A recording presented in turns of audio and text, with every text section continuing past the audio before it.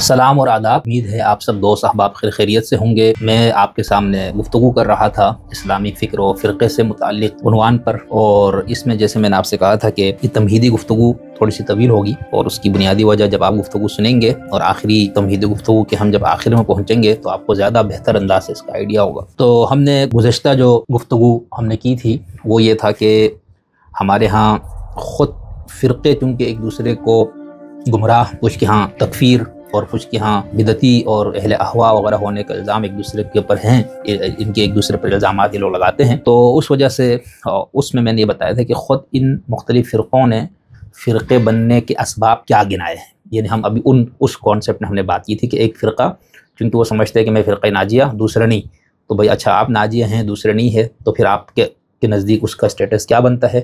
और फिर चूँकि इस्लाम तो तफ़र्रुक़ से मना करता है, इसमें फ़िरक़ा नहीं होना चाहिए, फलाना ये सारा, तो फिर क्यों बने भाई फ़िरक़े। तो उस पर उन्होंने एक दूसरे को यानी किस तरह से उन्होंने वो ये बताने की कोशिश की कि दूसरा कुरान से दूर हो गया, सुन्नत से दूर हो गया, अहले बैत से दूर हो गया, अपनी ख्वाहिश नफ्स की पैरवी की, सियासी वजूहात लोगों ने गिनाए। अभी हम उस पर बात आगे करेंगे कि जो थोड़े से गैर जानिबदार मुहक्किकीन में से कुछ, या जो मुज्तमा अलैहि बात है, यानी इनमें से कि भाई फ़िरक़े बनने के हकीकी वजूहात इन इल्ज़ामात से उठ कर हम देखें तो क्या ज़मीनी हक़ाइक़ थे, क्या ज़रूरियात थी, उस वक़्त क्या मसाइल थे जिसकी वजह से ये होकर फिर आगे जाकर गिरोहबंदी हुई। तो हम आगे बात करेंगे। आज हम जिस टॉपिक पे बात कर रहे हैं वो मुझे तालिब इल्म के तौर पर अहम यूँ था क्योंकि हम जब इसको पढ़ते थे ख़ुद भी तो काफ़ी उलझनें रहती थी कुछ इस्तिलाहात के हवाले से। यानी वैसे तो ये फ़िरक़ का जो मौजू है यानी फ़िरक़ों के मुतालिए का, ये इल्मुल कलाम ही की एक शाख है, इल्मुल कलाम ही का ये हिस्सा है, लेकिन उस पर फिर इल्मुल कलाम की बहुत सारी इस्तिलाहात हैं जो इल्मुल कलाम ये अक़ाइद से मुताल्लिक़ पढ़ते हुए हम उनका सामना करते, तो उन सब का तो हम इस्तिक़सा नहीं कर सकते या उन सब इस्तिलाहात पे तो बात नहीं हो सकती। उसके लिए तो फिर मुस्तकिल यानी कोई बेशुमार घंटे उसके लिए चाहिए। उस पर भी कभी टाइम आए तो हम करेंगे कि माजिम हैं या जो इल्मुल कलाम की इस्तिलाहात से मुताल्लिक़ किताबें हैं और उनमें किन इस्तिलाहात का ज़िक्र हैं। आज हम सिर्फ चंद इस्तिलाहात को लेंगे जो ख़ास तौर पर फ़िरक़ पर लिखी गई किताबों के टाइटल में या उनके अंदर ज़ैली हेडिंग्स में वो इन इस्तिलाहात का इस्तेमाल होता है। इस्तिलाहात पे जाने से पहले मैं इस मौजू पर लिखी गई शुरू से लेकर अब तक की चंद किताबों के नाम आपके सामने रखता हूँ ताकि उससे आपको भी अंदाज़ा हो कि इन इस्तिलाहात का इस्तेमाल कहाँ कहाँ और किस तरह लोगों ने किया।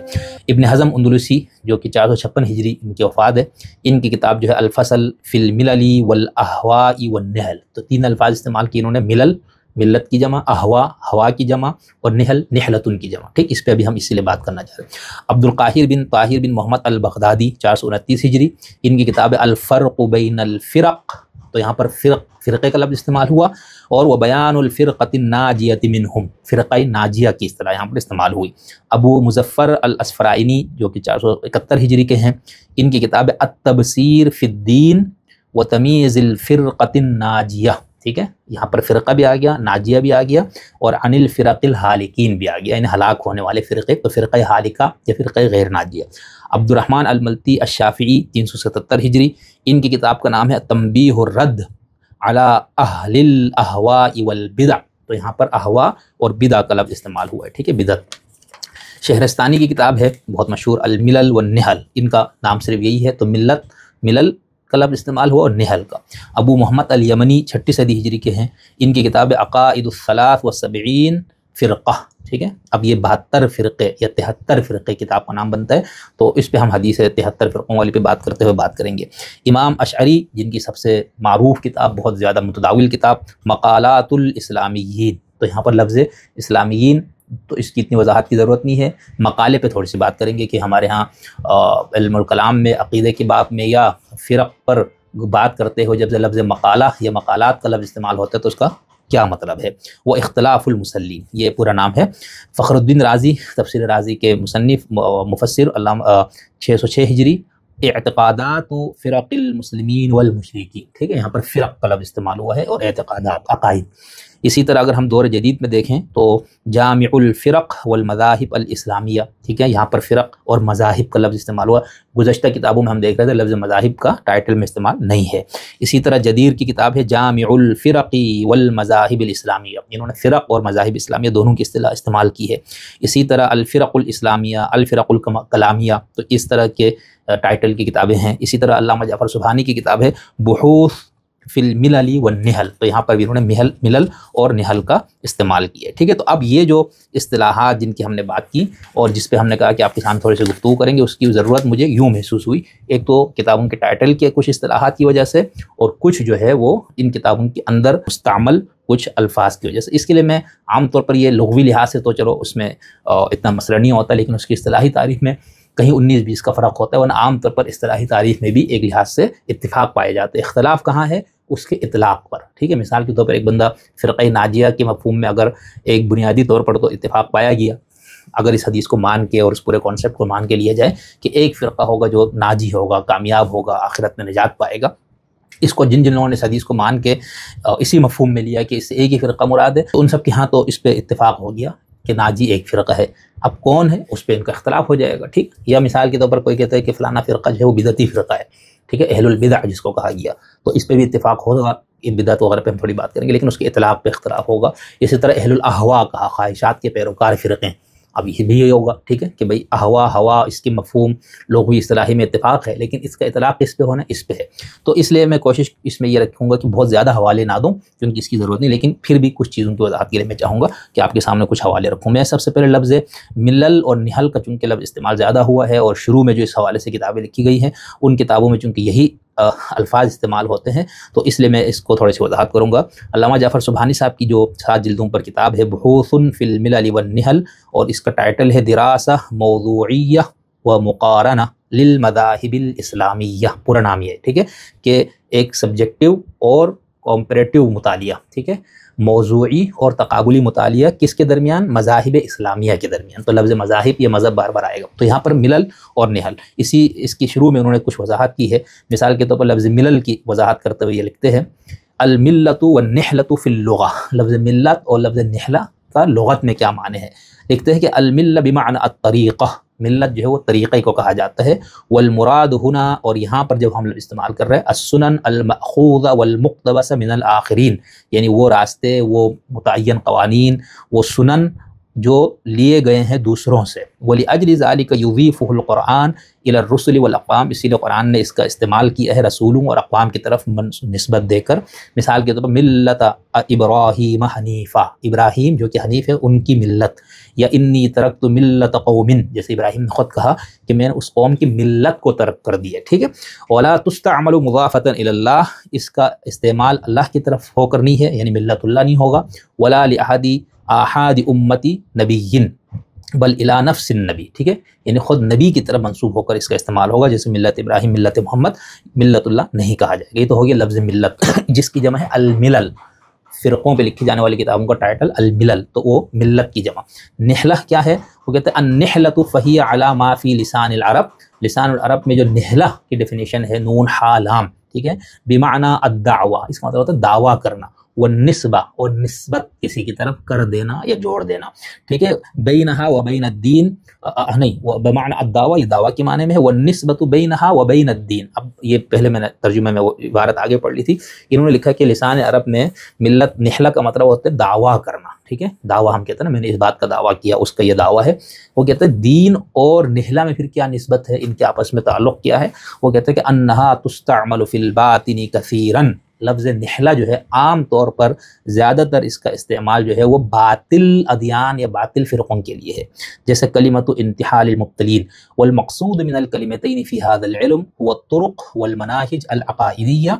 کہتے ہیں ان دونوں کلموں کا، ملت اور نحلہ کا یا ملل اور نحل کا، ہمارے یہاں پر جو استعمال ہے یا اس علم میں جو اس کا استعمال ہے وہ طریقے، وہ میتھڈز عقائد کے، وہ راستے عقائد کے، چاہے وہ حق ہو یا باطل، یعنی اس میں قطع نظر اس کے کہ جن ملل کی بات کی جا رہی ہے وہ حق پر مبنی ملل ہیں یا باطل پر۔ اسی طرح اگر ہم ایک اور کتاب ہے اس کے اندر رشید الخیون صاحب کی ایک کتاب ہے جس کا نام ہے لا اسلام بلا مذاہب وطروس اخر من التراث۔ رشید الخیون صاحب جو ہیں وہ بہت ہی عرب دنیا میں بہت معروف اور مشہور نام ہے، اور انہوں نے عراق کی اسلامی تاریخ، عراق میں پائے جانے والے مذاہب، عراق میں پائے جانے والے مسالک، وہاں کی فکری تحریکات پر بہت زبردست ان کا کام ہے، اور ان کی ایک کتاب ہے جس کا نام یہ ہے، اس کے اندر یہ لکھتے ہیں کہ الملہ ٹھیک ہے، ملل کی جمع ہے نا، تو کہتا ہے الملہ کیا ہے، بمعنی العام الشریعہ والدین، کہتے ہیں اس کا عام معنی شریعت یا دین کے ہے، مثل ما ورد فی القرآن، جیسے قرآن میں ہے ومن یرغب عن ملت ابراہیم، ٹھیک ہے، یا واتبعت ملت آبائی ابراہیم و اسحاق و یعقوب ما کان لنا ان نشرک باللہ من شیء، حضرت یوسف نے کہا تھا کہ میں نے پیروی کی ہے اپنے آبا یعنی ابراہیم، اسحاق اور یعقوب کی ملت کی۔ تو یہ کہتے ہیں کہ وعرف ابو نصر الفارابی، ابو نصر الفارابی جو بہت مشہور فلسفی گزرے ہیں مسلمانوں میں، انہوں نے اس کی تعریف کی ہے، ہی آراء و افعال مقدرۃ مقیدۃ بشرائط، ٹھیک ہے، کہ یہ کچھ افعال اور آراء کا نام ہے جو مقید ہوں کچھ شروط کے ساتھ مشروط، ٹھیک ہے، یرسمها للجمیع رئیسهم الاول، جس کو اس ملت کے پہلے بانی یا رئیس نے اس کو مرسم کیا ہو، اس کو طے کیا ہو تمام لوگوں کے لیے، ٹھیک ہے، یلتمس لأن ینال باستعمالهم لها غرضا له فیہم او بہم محدودا، والجمع ربما کان عشیرہ، تو بہرحال انہوں نے اس کی یہ ڈیفینیشن کی۔ النحلہ کیا ہے، تو اگلا چونکہ اصطلاح النحلہ ہے تو یہاں پر وہ کہتے ہیں کہ نحلہ جو ہے وہ انتہلہ و تنحلہ جیسے عربی میں استعمال ہوتے ہیں، یعنی ادعاہ لنفسہ وہو لغیرہ، کہ اس نے اپنے آپ کے لیے کسی چیز کا دعویٰ کیا، وَنَحَلَهُ الْقَوْلِ كَمَنَعَهُ نَسَبَهُ إِلَيْهِ، ٹھیک ہے، کسی کی طرف کوئی قول یا بات کی نسبت دینا۔ اسی جیسے کہا یہ گیا ہے کہ تطلق علی الذین یدعون الایمان، اس کا اطلاق ان لوگوں پر ہوتا ہے جو کسی حقیقت پر عقیدہ پر ایمان کا دعویٰ کرتے ہیں، وہم علی خلافہ، جبکہ وہ دعویٰ ایمان پر نہیں ہوتے۔ اور قرآن مجید میں بمعنی العطیہ استعمال ہوا، یعنی ایک گفٹ کے معنوں میں ایک جگہ استعمال ہوا ہے جہاں پر اس کا ذکر ہے حق مہر کا، ٹھیک ہے، جو آتوا النساء صدقاتہن نحلۃ، ٹھیک ہے، کہ عورتوں کو ان کا جو مہر ہے وہ خوشی خوشی دو، ٹھیک ہے۔ یہ یہاں پر دین یا لفظ نحلہ یہاں پر اس مفہوم میں نہیں استعمال ہوا جس مفہوم میں علم الفرق کی کتابوں میں، علم الکلام کی کتابوں میں استعمال ہوتا ہے، تو یہاں سے بھی ملت اور نحلہ کا مفہوم واضح ہو گیا، ٹھیک ہے۔ ایک اور لفظ استعمال جو ہوتا ہے الطائفہ، اسی کتاب سے میں پڑھ رہا ہوں، تو وہ کہتا ہے القطعۃ من الشیء، کسی چیز کا ایک ٹکڑا، او الواحد فصاعدا، وہ ایک یا ایک سے زیادہ، وہ بہذا المعنی، اسی مفہوم میں قرآن میں استعمال ہوا ہے، جیسے قالت طائفۃ من اہل الکتاب، اہل کتاب میں سے ایک گروہ نے کہا، سب نے نہیں، یا ولیشہد عذابہما طائفۃ من المؤمنین، سورہ نور میں سزا دیتے وقت مومنین کا ایک طائفہ، وہاں پر تو طائفہ گروہ، ٹھیک ہے، کسی بڑے حصے کا ایک چھوٹا سا ٹکڑا یا حصہ، ٹھیک۔ اچھا یہ ہو گیا رشید الخیون صاحب، انہوں نے طائفہ کا لفظ استعمال کیا کیونکہ ایک حدیث میں طائفہ منصورہ وغیرہ کا لفظ آتا ہے، تو طائفہ بھی گروہ کو ہی کہا جاتا ہے، ٹھیک ہے، اور یہ بھی قرآن مجید میں نہیں، طائفہ کا استعمال، ہاں ٹھیک ہو گیا، طائفہ اس میں آ گیا۔ اچھا اب اس کے بعد ہم چلتے ہیں اگلا جو لفظ ہے، اگلی جو جیسے ڈاکٹر جواد مشکور صاحب کی کتاب ہے موسوعۃ الفرق الاسلامیہ، اس کی صفحہ نمبر 15 پہ بھی انہوں نے بہت تفصیل سے اس سے بات کی ہے، تھوڑا سا وہاں سے ہی میں پڑھ لیتا ہوں، تھوڑی سی مزید توضیح ہو جائے گی، ہو سکتا ہے آپ کو لگے کہ یہ بیکار ہے، ضرورت نہیں ہے، لیکن طالب علم چونکہ جس موضوع پہ بات کرنا جا رہا ہے، میری خواہش یہ ہے کہ اس پہ ہم مکمل طور پر ایک اصطلاحات کو پہلے سے کور کر لیں تاکہ آگے ہمیں آسانی ہو۔ اس میں انہوں نے صفحہ نمبر 15 پہ الملل والنحل کا وضاحت میں لکھا ہے کہ قاموس میں یعنی لغت میں ہے الملہ ہی الشریعہ والدین، ملت شریعت اور دین کے معنی میں استعمال ہوتا ہے، اور ابن منظور نے لسان العرب کے اندر اس کو کیا ہے، اس کا استعمال اور اس کی وضاحت کی ہے۔ اس کے بعد انہوں نے ایک دو اور لغت کی کتابوں کا حوالہ دیے۔ پھر کہتے ہیں نحل کیا ہے، کہتے ہیں یہ نحلہ کی جمع ہے، اور اس کا مطلب الادعاء، دعویٰ کرنا، او ادعاء الباطل، یعنی صرف دعویٰ کے معنی میں یا باطل دعویٰ کے معنی میں۔ وَأَصْلُ هَذِهِ الْكَلِمَةِ مِن نَحَلَ جِسْمُهُ فَهُوَ نَاحِلٌ، یہ لفظ کس طرح استعمال ہوا عربی میں، اگر ہم کہیں گے نحل جسمه فهو ناحل، ای سقوم وضعوف من مرض، کہ بندہ بڑا بیمار ہو گیا، کمزور ہو گیا، تو نحل کا استعمال کر دیا۔ والنحول هو الضعف، اور نحول جو ہے اسی سے نکلا ہوا لفظ کمزوری کے معنی میں۔ والناحل هو الجمل الحزیل، اور جب بالکل لاغر اونٹ یا اونٹنی ہے تو اس کو جمل الحزیل کہا جاتا ہے۔ اس کے بعد انہوں نے ان استعمالات کا استعمال کیا ہے۔ اور دین پہ میں نے بات کرنا اس لیے ضروری نہیں سمجھا کہ لفظ دین کو جب ہم اردو میں ہم مذہب کہہ رہے ہوتے، ہندی میں ہم دھرم کہتے ہیں، انگلش میں ہم جیسے ریلیجن کہتے ہیں، ہم اپنی زبان میں چھوس بولتے ہیں، تو وہ پھر یعنی کسی مافوق الفطرت ہستی یا ہستیوں کا اقرار کر کے پھر اپنی زندگی اس کے مطابق گزارنا یا اس حوالے سے کچھ تصورات رکھنا، یعنی بالکل مختصر ورنہ لفظ دین یا ریلیجن کے تعریف میں بہت زیادہ اختلاف، ٹھیک ہے۔ لیکن اب ہم چونکہ دین یہاں پر اس مفہوم میں استعمال کر رہے ہیں، یعنی ہم جب دین اسلام کہتے ہیں، دین مسیحیت کہتے ہیں، تو اس لیے میں نے اس کی بہت زیادہ ضرورت نہیں سمجھی اس کی وضاحت کرنے کی، ٹھیک ہو گیا۔ یہ ہو گیا جواد مشکور صاحب کی بہت موسوعہ ہے، موسوعہ کہتے ہیں انسائکلوپیڈیا، اسلامی فرقوں کا انسائکلوپیڈیا۔ اور یہ خود مسلکن میرے خیال سے شیعہ مسلک سے ان کا تعلق ہے، اور انہوں نے شام کی یونیورسٹی میں بھی وہ کیا میرے خیال سے، اور اس کا جو مقدمہ لکھا ہے جو عربی اصلاً کتاب فارسی میں ہے، اس کا عربی ترجمہ ہوا ہے، اور اس کتاب پہ جو اس کا جو مقدمہ لکھا ہے وہ استاد شاناچی نے، یہ بہت مشہور ایران کے ایک بہت بڑے جدید متکلم ہے۔ اسی طرح ابراہیم رفاعہ ایک مصطلحات کلامیہ کے نام سے ایک کتاب ہے، یعنی علم الکلام میں مستعمل اصطلاحات۔ اچھا، اس جو علم الکلام میں مستعمل اصطلاحات کی جو کتاب ہے، اس کی جلد نمبر 2 اور صفحہ نمبر 317، ٹھیک۔ اب یہ کتاب جو ہے شائع ہوئی ہے مشہد سے، اور اس پہ کئی لوگوں نے مل کے کام کیا۔ ظاہر بات ہے اصطلاح کی کتابیں یا موسوعہ عام طور پر ٹیم ورک کا کام ہوتا ہے، لیکن اس کی جو نگرانی کی ہے وہ ہے یعنی زیادات و استدراکات، اس میں اضافے اور استدراک کیا ہے ابراہیم رفاعہ نے۔ تو اس کی صفحہ نمبر 317 ہے، جلد نمبر 2۔ اس میں وہ لکھتے ہیں الملہ الشرع الذی یأتی بہ السمع ویعم الامر بہ للجمیع۔ کہتے ہیں ملت جو ہے یہ شریعت کے لیے استعمال ہوتا ہے جس کا تعلق سمع سے ہو، ٹھیک ہے، اور یہ وہ ہے جس کو انسان اپناتا ہے یا انسان اپنی نسبت جس کی طرف دیتا ہے۔ تیسرا معنی ملت دین کے معنوں میں ہے، اور یہ ان تمام شرائع کے لیے استعمال ہوا جو اللہ نے اپنے بندوں کے لیے انبیاء کے ذریعے اس کو دیا ہے، اس کے لیے۔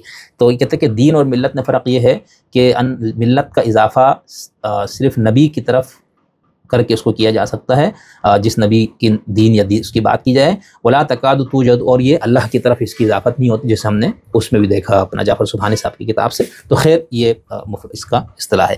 اسی طرح سعودی عرب سے ایک بہت زبردست کتاب مصطلحات پر چھپی ہے، اور یہ میرے خیال سے 4 جلدوں میں ہے غالباً، ہاں، معجم مصطلحات العلوم الشرعیہ، ٹھیک ہے۔ یہ جو کتاب ہے 4 جلدوں میں ہے، ٹھیک ہے۔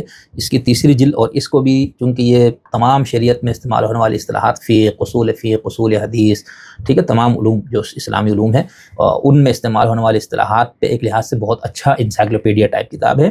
4 جلدوں میں معجم مصطلحات العلوم الشرعیہ، علوم الشرعیہ میں استعمال ہونے والی اصطلاحات، ٹھیک ہے۔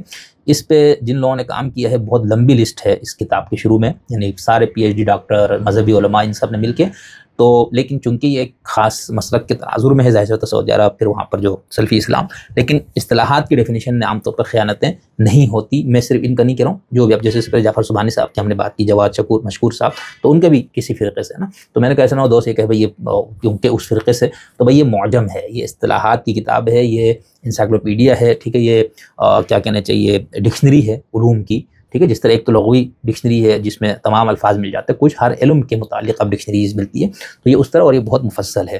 تو اس کے اندر بھی انہوں نے 537 نمبر صفحہ ہے، یہاں پر انہوں نے الملہ عقیدہ اور اصول الفقہ میں دونوں میں استعمال ہے، کہتے یہ دین کے معنی میں ہے، اور اس کے جمع ملل ہے، اور یہ اس کے لیے استعمال ہوتا ہے جو اللہ نے اپنے بندوں کے لیے اپنی کتابوں میں یا رسولوں کی زبانی اس کو بیان کیا۔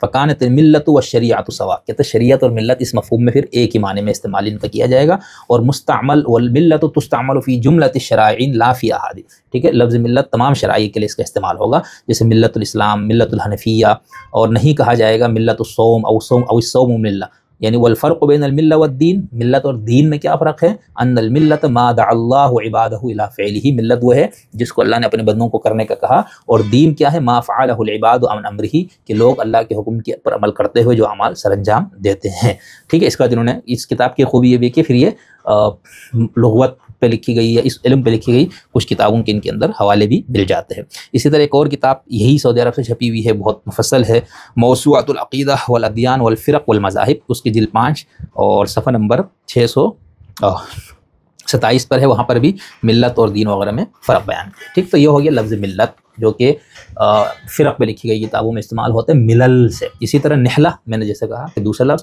اس کی بھی توضیح ہو گئی ہے۔ میں صرف یہاں پر ایک حوالہ یہاں پر پیش کروں گا تاکہ بات بالکل بلا حوالہ نہ رہے، یہی جو معجم مصطلحات علوم شریعہ، اس کے صفحہ جلد نمبر 4 ہے اور صفحہ نمبر 19، بالکل ابتدا میں ہے، یہ نون حال عام سے چونکہ آئے ہیں، ہاں، یہاں لکھا ہے النحل عقیدے میں کہتے ہیں، یہ بریکٹ میں پھر بتاتا بھی ہے کہ کس علم سے ہے۔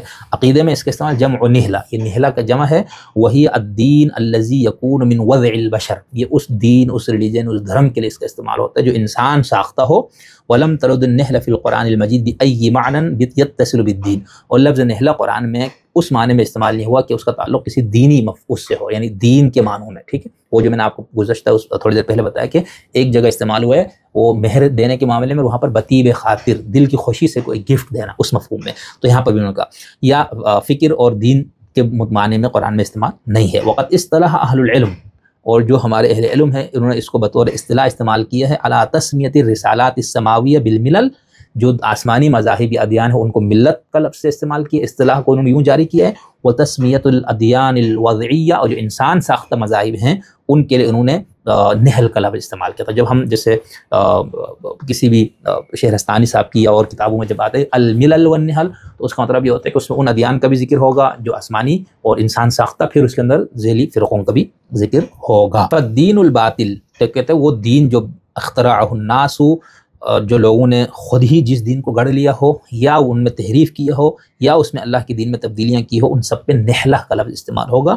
والنہلۃ نتاج افکار البشر، اور نہلہ جو ہے وہ انسانی افکار کے نتائج کا نام ہے، فکر انسان کے نتائج کا نام ہے، اور اجتہادات عقول کا۔ وتنسب الی اشخاص، اور اس کی نسبت اشخاص کی طرف بھی ہوگی، ٹھیک ہے۔ ولیس لہا عصمۃ کا دین، اور نہلہ میں دین کو جس طرح ایک عصمت اور تحفظ حاصل ہے اس میں نہیں ہوتا۔ تو میں نے کہا کہ یہ تھوڑی سی اس کے اوپر بات، نہلہ پر گفتگو ہو چکی ہے، لیکن میں نے کہا دوبارہ اس پہ تھوڑی سی بات آ جائے۔ اچھا، جیسے میں نے آپ کو کچھ کتابوں کے نام لیتے ہوئے لفظ ایک اور لفظ استعمال کیا تھا، احوا، ٹھیک ہے، جس کا میں نے آپ کو ترجمہ بتایا، جیسے ابن حزم خود کی کتاب جو ہے الملل الفصل فی الملل والاحواء والنہل ہے، یا جیسے مثال کے طور پر اپنا عبد الرحمن ملتی کی کتاب التنبیہ ورد علی اہل الاحواء والبدع، تو احوا کا لفظ استعمال ہوتا ہے، ٹھیک ہے۔ احوا ہا واو یا اس کا روٹ ورڈ ہے، خواہش نفس وغیرہ کے لیے جو اس کا استعمال ہوتا ہے، لیکن جب اس لفظ کا استعمال جو ہے اس میں ہونا شروع ہو جائے، کیا نام ہے، یہ کتابوں کے ٹائٹل فرق اور مذاہب وغیرہ سے متعلق، مذاہب پہ میں بھی تھوڑی سی بات کروں گا، ٹھیک ہے۔ تو اس کے اندر وہ کس مفہوم میں استعمال کرتے ہیں، تو یہ ہے کتاب، ہاں یہی معجم مصطلحات العلوم الشرعیہ، اور اس کی صفحہ نمبر 287، اہل الاحوا، ٹھیک ہے، خواہشات والے۔ تو یہ کہتے ہیں کہ عقیدہ اور فقہ دونوں میں اس کا استعمال ہے۔ کیا ڈیفینیشن ہے بھائی، جب فقہ کی کتابوں میں کسی دوسرے فرقے کے لیے اہل ہوا کہا جائے، الذین یتبعون ما تمیل الیہ نفوسہم، وہ لوگ جو اپنے خواہش نفس کی پیروی کرتے ہیں اور اپنے خواہشات کی، جو کہ دین کے امور سے متفق نہیں ہوتے ان کے خواہشات۔ ومنہم من یخرج بذلک عن الاسلام من یخرج بذلک، کچھ ایسے احوا یا خواہشات ہوتے ہیں جس کو دین بنا لیتے لوگ، عقیدے کے حصہ بنا لیتے ہیں، جس کی وجہ سے وہ بندہ یا وہ ملت، وہ فرقے والے دین سے ہی نکل جاتے ہیں، ٹھیک ہے۔ اور کچھ ایسے ہیں جس سے دین سے خروج نہیں ہوتا۔ وصف لأہل البدع، یہ اہل بدعت کے لیے ایک صفت کے طور پر استعمال ہوتا ہے لفظ احوا، ٹھیک ہے، یعنی بدعتی کہیں، یہ خواہشات کے پیروکار کا ایک ہی بات ہے۔ فیستخدمہ اہل السنہ، اہل سنت اس لفظ کا استعمال کرتے ہیں، والسلف، اور جو گزرے ہوئے بزرگان، کس کے لیے، لوصف اتباع الفرق من غیر اہل السنہ، یہ بہت اہم بات ہے، یہاں انہوں نے واضح کر دیا، ٹھیک ہے، کہ ان فرقوں کے لیے جو اہل سنت سے ہٹ کر جو فرقے ہیں، مثال کے طور پر قدریہ، جبریہ، جہمیہ، مرجیہ، شیعہ وغیرہم، ولقبوا بذلک، بھائی ان کو اہل احوا کیوں کہہ رہے، خواہشات کے پیروکار کہہ رہے، وہ اس لیے ان کو کہا جاتا ہے لاتباعہم اہواءہم، کیونکہ وہ اپنے خواہشات کی پیروی کرتے ہیں۔ فلم یأخذوا الادلۃ شرعیۃ مأخذ الافتقار الیہ، وہ دینی شریعت کے جو ادلہ ہیں، دلائل ہے، وہ اصل ماخذ سے نہیں لیتے، اور وہ اپنے آراء پر اعتماد کرتے ہیں، پھر وہ شرعی دلیلوں کو اپنے آراء کے مطابق پیش کرتے ہیں، ٹھیک ہے۔ تو یہاں اچھا یہی چیز کوئی اور فرقے والے بھی، جس فرقے کا بھی یہ عقیدہ ہوگا نا کہ ایک ہی فرقہ کامیاب ہے ناجی اور باقی فرقے باطل ہیں، ان سب کا یہی ہوگا، دوسرے فرقوں پر اس کا اطلاق وہ اسی طرح کریں گے۔ یہ ہو گیا اہل الاحوا۔ اچھا، تیسرا جو لفظ بہت زیادہ ایک اور لفظ استعمال ہوگا وہ لفظ فرقہ ہے، ٹھیک ہے، لفظ فارق، لفظی معنی تو ٹکڑا، کسی بڑی چیز کا ایک چھوٹا سا حصہ، ٹھیک ہے۔ اب اس کا جو اطلاق ہوتا ہے اس پہ بھی، کیونکہ قرآن مجید میں فرقہ یا تفرقہ کو بہت منفی انداز سے بیان کیا گیا، تو اس کے اندر پھر اختلاف ہے ان اہل علم کا کہ بھئی لفظ فرقے کا اطلاق فرقہ ناجیہ پہ بھی کرنا چاہیے، جو کہ کرنا چاہیے وہ کہتا ہے حدیث کے اندر خود موجود ہے، ٹھیک ہے۔ تو لیکن زیادہ تر اس کا استعمال منفی معنوں میں استعمال ہوا ہے، لیکن ہم یوں کہیں گے کہ فرقہ کا اطلاق ان تمام گروہوں پر کیا جائے گا جن گروہوں کا دوسروں سے عقیدے میں اختلاف ہو، ٹھیک ہے، عقیدے میں اختلاف ہو۔ اور اس کے علاوہ جیسے ڈاکٹر ناصر بن عبداللہ الغفاری کی کتاب مقالات الفرق، اس میں انہوں نے بہت تفصیل سے بات کی ہے۔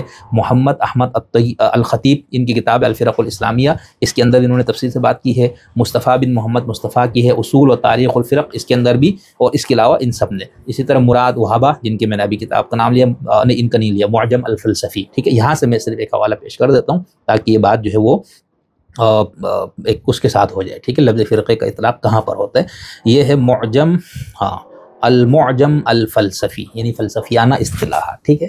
تو اس کے اندر صفحہ نمبر 456 پر انہوں نے لفظ فرقے کی ڈیفینیشن دی ہے، الفرقہ، سیکٹ، SECT، ٹھیک ہے، یعنی انگلش میں ہم جس کو کہتے ہیں نا فرقہ، کہتے ہیں جماعت تربطہم معتقدات معینہ، ایسی جماعت، ایسا گروہ جن کو آپس میں ملا کے رکھے کیا چیز؟ معتقدات معین، فکس، متعین عقائد، یعنی ان کے کچھ ایسے عقائد ہیں جس میں سے جو بھی اس عقیدے کو مان رہے وہ عقائد ان کے اندر ایک ارتباط پیدا کر دیتے ہیں۔ وہ کثیرا ما تعزلہم عن غیرہ، اور زیادہ تر وہ ان بنیادوں پر دوسروں سے الگ ہو جاتے ہیں، ٹھیک ہے۔ یعنی اگر ہم کہیں گے شیعہ ایک فرقہ ہے اثنا عشری، زیدی ایک اثنا عشری ایک فرقہ ہے، اسماعیلی ایک فرقہ ہے، اہل السنت والجماعہ ایک فرقہ ہے، پھر مثال کی تو اب ہم اپنے تناظر میں دیکھیں تو دیوبندی بریلوی فرقے بن چکے، اس میں ہم آگے تفصیل سے جب بات کریں گے تو ہم دیکھیں گے کہ یہ فرقے ہیں، مذاہب ہیں یا مکاتب فکر ہیں اس کے اوپر، ٹھیک ہے۔ اس کے علاوہ باقی بھی جیسے جہمیہ اور وغیرہ، معتزلہ، تو ان سب کو کیونکہ ان کے کچھ عقائد ہیں تو یہ سب کے سب مجتمع ہو جاتے ہیں ایسے عقائد کو ماننے والے، اور وقد یفتحون الباب لمن عداہم، اور دوسروں کے لیے بھی ان کے دروازے کھلے ہوتے ہیں، جیسے فرقہ اسلامیہ، یعنی باوجود اس کے کہ یہ سب فرقے، لیکن اس کے باوجود ان کا ایک دوسرے کے ساتھ میل جول یا تعلقات ہوتے ہیں، اس کی نفی نہیں ہوتی، لیکن جب تکفیر پہ بات جائے اور تکفیر فقہی پہ بات پہنچ جائے تو وہاں پر یہ چیز بھی ختم ہو جاتی ہے۔ تو یہ میں نے کہا کہ فلسفے کی اصطلاح کی کتاب سے بھی ایک دو اور حوالے میرے خیال سے یہاں پیش کر دیتا ہوں کہ یہاں پر جب لفظ فرقے لوگ استعمال کرتے ہیں تو کس طرح سے اس کا استعمال ہوتا ہے۔ بنیادی طور پر فرقہ کہا جائے گا عقائد میں اختلاف کی بنیاد پر بننے والے گروہ۔ مثال کے طور پر یہ ایک اور کتاب ہے دستور العلماء، اس کتاب کا نام ہے، اور دوسرا اسی کا نام ہے دستور العلماء او جامع العلوم فی اصطلاحات الفنون، ٹھیک ہے۔ اور یہ تقریباً یہ بھی 4 جلدوں میں، اور اس کے القاضی عبد النبی بن عبد الرسول الاحمد نگری، ٹھیک ہے۔ اس کتاب کے جلد نمبر، اس کی جلد نمبر ہے جی 3، صفحہ نمبر 20، یہاں پر لکھتا ہے الفرقۃ بالضم، لفظ فرقہ کہتا ہے اگر ہم اس کو الفرقہ پڑھیں گے ضمے کے ساتھ تو اس کا مطلب ہوتا ہے جدائی، یہ لکھا ہوا ہے بریکٹ میں، ٹھیک ہے، کیونکہ شاید غالباً یہ فارسی سے شاید ترجمہ ہو۔ الفرقۃ، انہوں نے یہ وضاحت کر دی یعنی اپنی زبان میں کہ اس کو جدائی کہا جاتا ہے، وبالکسرتی، وبالکسری، اور جب اس کو فرقہ پڑھیں گے، فرقہ کا مطلب کیا ہو گیا؟ جدائی، ٹھیک ہے۔ دونوں کا لفظ ظاہر بات ہے ایک ہے لغوی لحاظ سے، اور روٹ ورڈ ایک ہے فارقہ، فرق، فرقہ اور فرقہ میں فرق، تو فرقہ ہو گیا جدائی کے معنی میں، اور فرقہ ہو گیا الطائفۃ من الناس، لوگوں کا ایک گروہ۔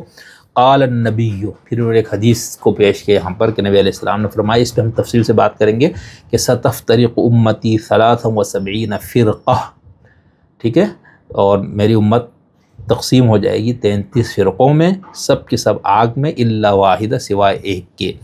وقیل، قیلا، پوچھا گیا حضور سے، یعنی یہ نسبت ہے رسول کی طرف حدیث میں، کہ من ہم ایھا الفرقہ الناجیہ، اے رسول کہ فرقہ ناجیہ کون سا ہے گروہ؟ آپ نے فرمایا الذین هم علی ما انا علیہ واصحابی، رواہ الترمذی، جس پر میں اور میرے صحابہ ہیں۔ یہی حدیث ہم معتزلہ کی مصادر میں دیکھیں گے کس الگ الفاظ سے، امامیہ کے ہاں دوسرے الفاظ سے، اسی طرح باقی زیدیوں کے ہاں بھی اور عبازیوں کے ہاں بھی، ہم اس کو جب ڈیٹیل سے دیکھیں گے تو وہاں پر بات کریں گے۔ تو آپ نے آپ کا یہ کہنا کلھا فی النار، ای من حیث الاعتقاد الباطل، چونکہ باطل عقیدہ ہے سب کا، 73 میں سے 72 کے عقائد باطل ہیں، تو اس لیے ان کو کہا گیا، اور ایک فرقے کو وہاں پر ناجیہ کہا گیا۔ تو ایک تو یہ استعمال، ایک اور کتاب سے میں آپ کے سامنے پیش کرتا ہوں، پھر اس کا تھوڑی سی وضاحت۔ مثال کے طور پر یہ میرے پاس کتاب ہے، ابھی میں نے نام لیا تھا کہ مصطفیٰ بن محمد بن مصطفیٰ، چونکہ یہ سنی بیک گراؤنڈ یا سنی عالم دین یا اسکالر ہے، تو انہوں نے پھر اپنے حساب سے تھوڑی سی وضاحت کی ہے۔ تعریف الافتراق والاہواء والبدع، ٹھیک ہے، اپنی کتاب کے صفحہ نمبر 20 پر، کہ افتراق احوا اور بدعت کے معنی، بدع کے معنی. کہتے ہیں الافتراق فی اللغتی، لغت میں افتراق ہے خلاف الاجتماع، جمع کے اپوزٹ چیز، یعنی اگر جمع ہو تو اجتماع، اس میں پھوٹ پڑ جائے تو افتراق. والتفرق والافتراق سواء، تفرق اور افتراق برابر ہے. ومنہم من یجعل التفرق للابدان، لوگوں نے کہا نہیں التفرق جو ہے یہ باڈی جسم کے لیے ہے، اور الافتراق جو ہے یہ گفتگو میں ہوتے ہیں، کچھ نے اس کو فرق کرنے کی کوشش کی ہے. کہتا ہے الافتراق فی الاصطلاح، اصطلاح میں بھئی لفظ افتراق کے کیا معنی ہے جہاں سے فرقہ بنا. کہتا ہے الافتراق فی الشرع یطلق علی امور، لفظ افتراق شریعت میں کچھ معاملات پر اس کا استعمال ہے.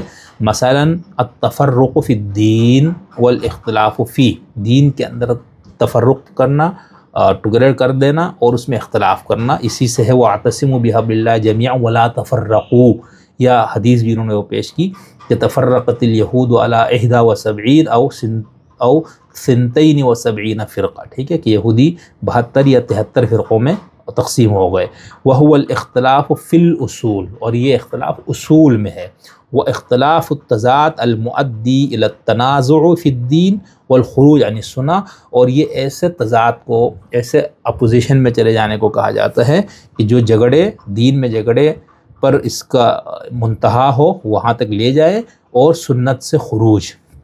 دوسرا استعمال الافتراق عن جماعت المسلمین، لفظ افتراق کا استعمال ہوتا ہے مسلمانوں کی جماعت سے الگ ہونا.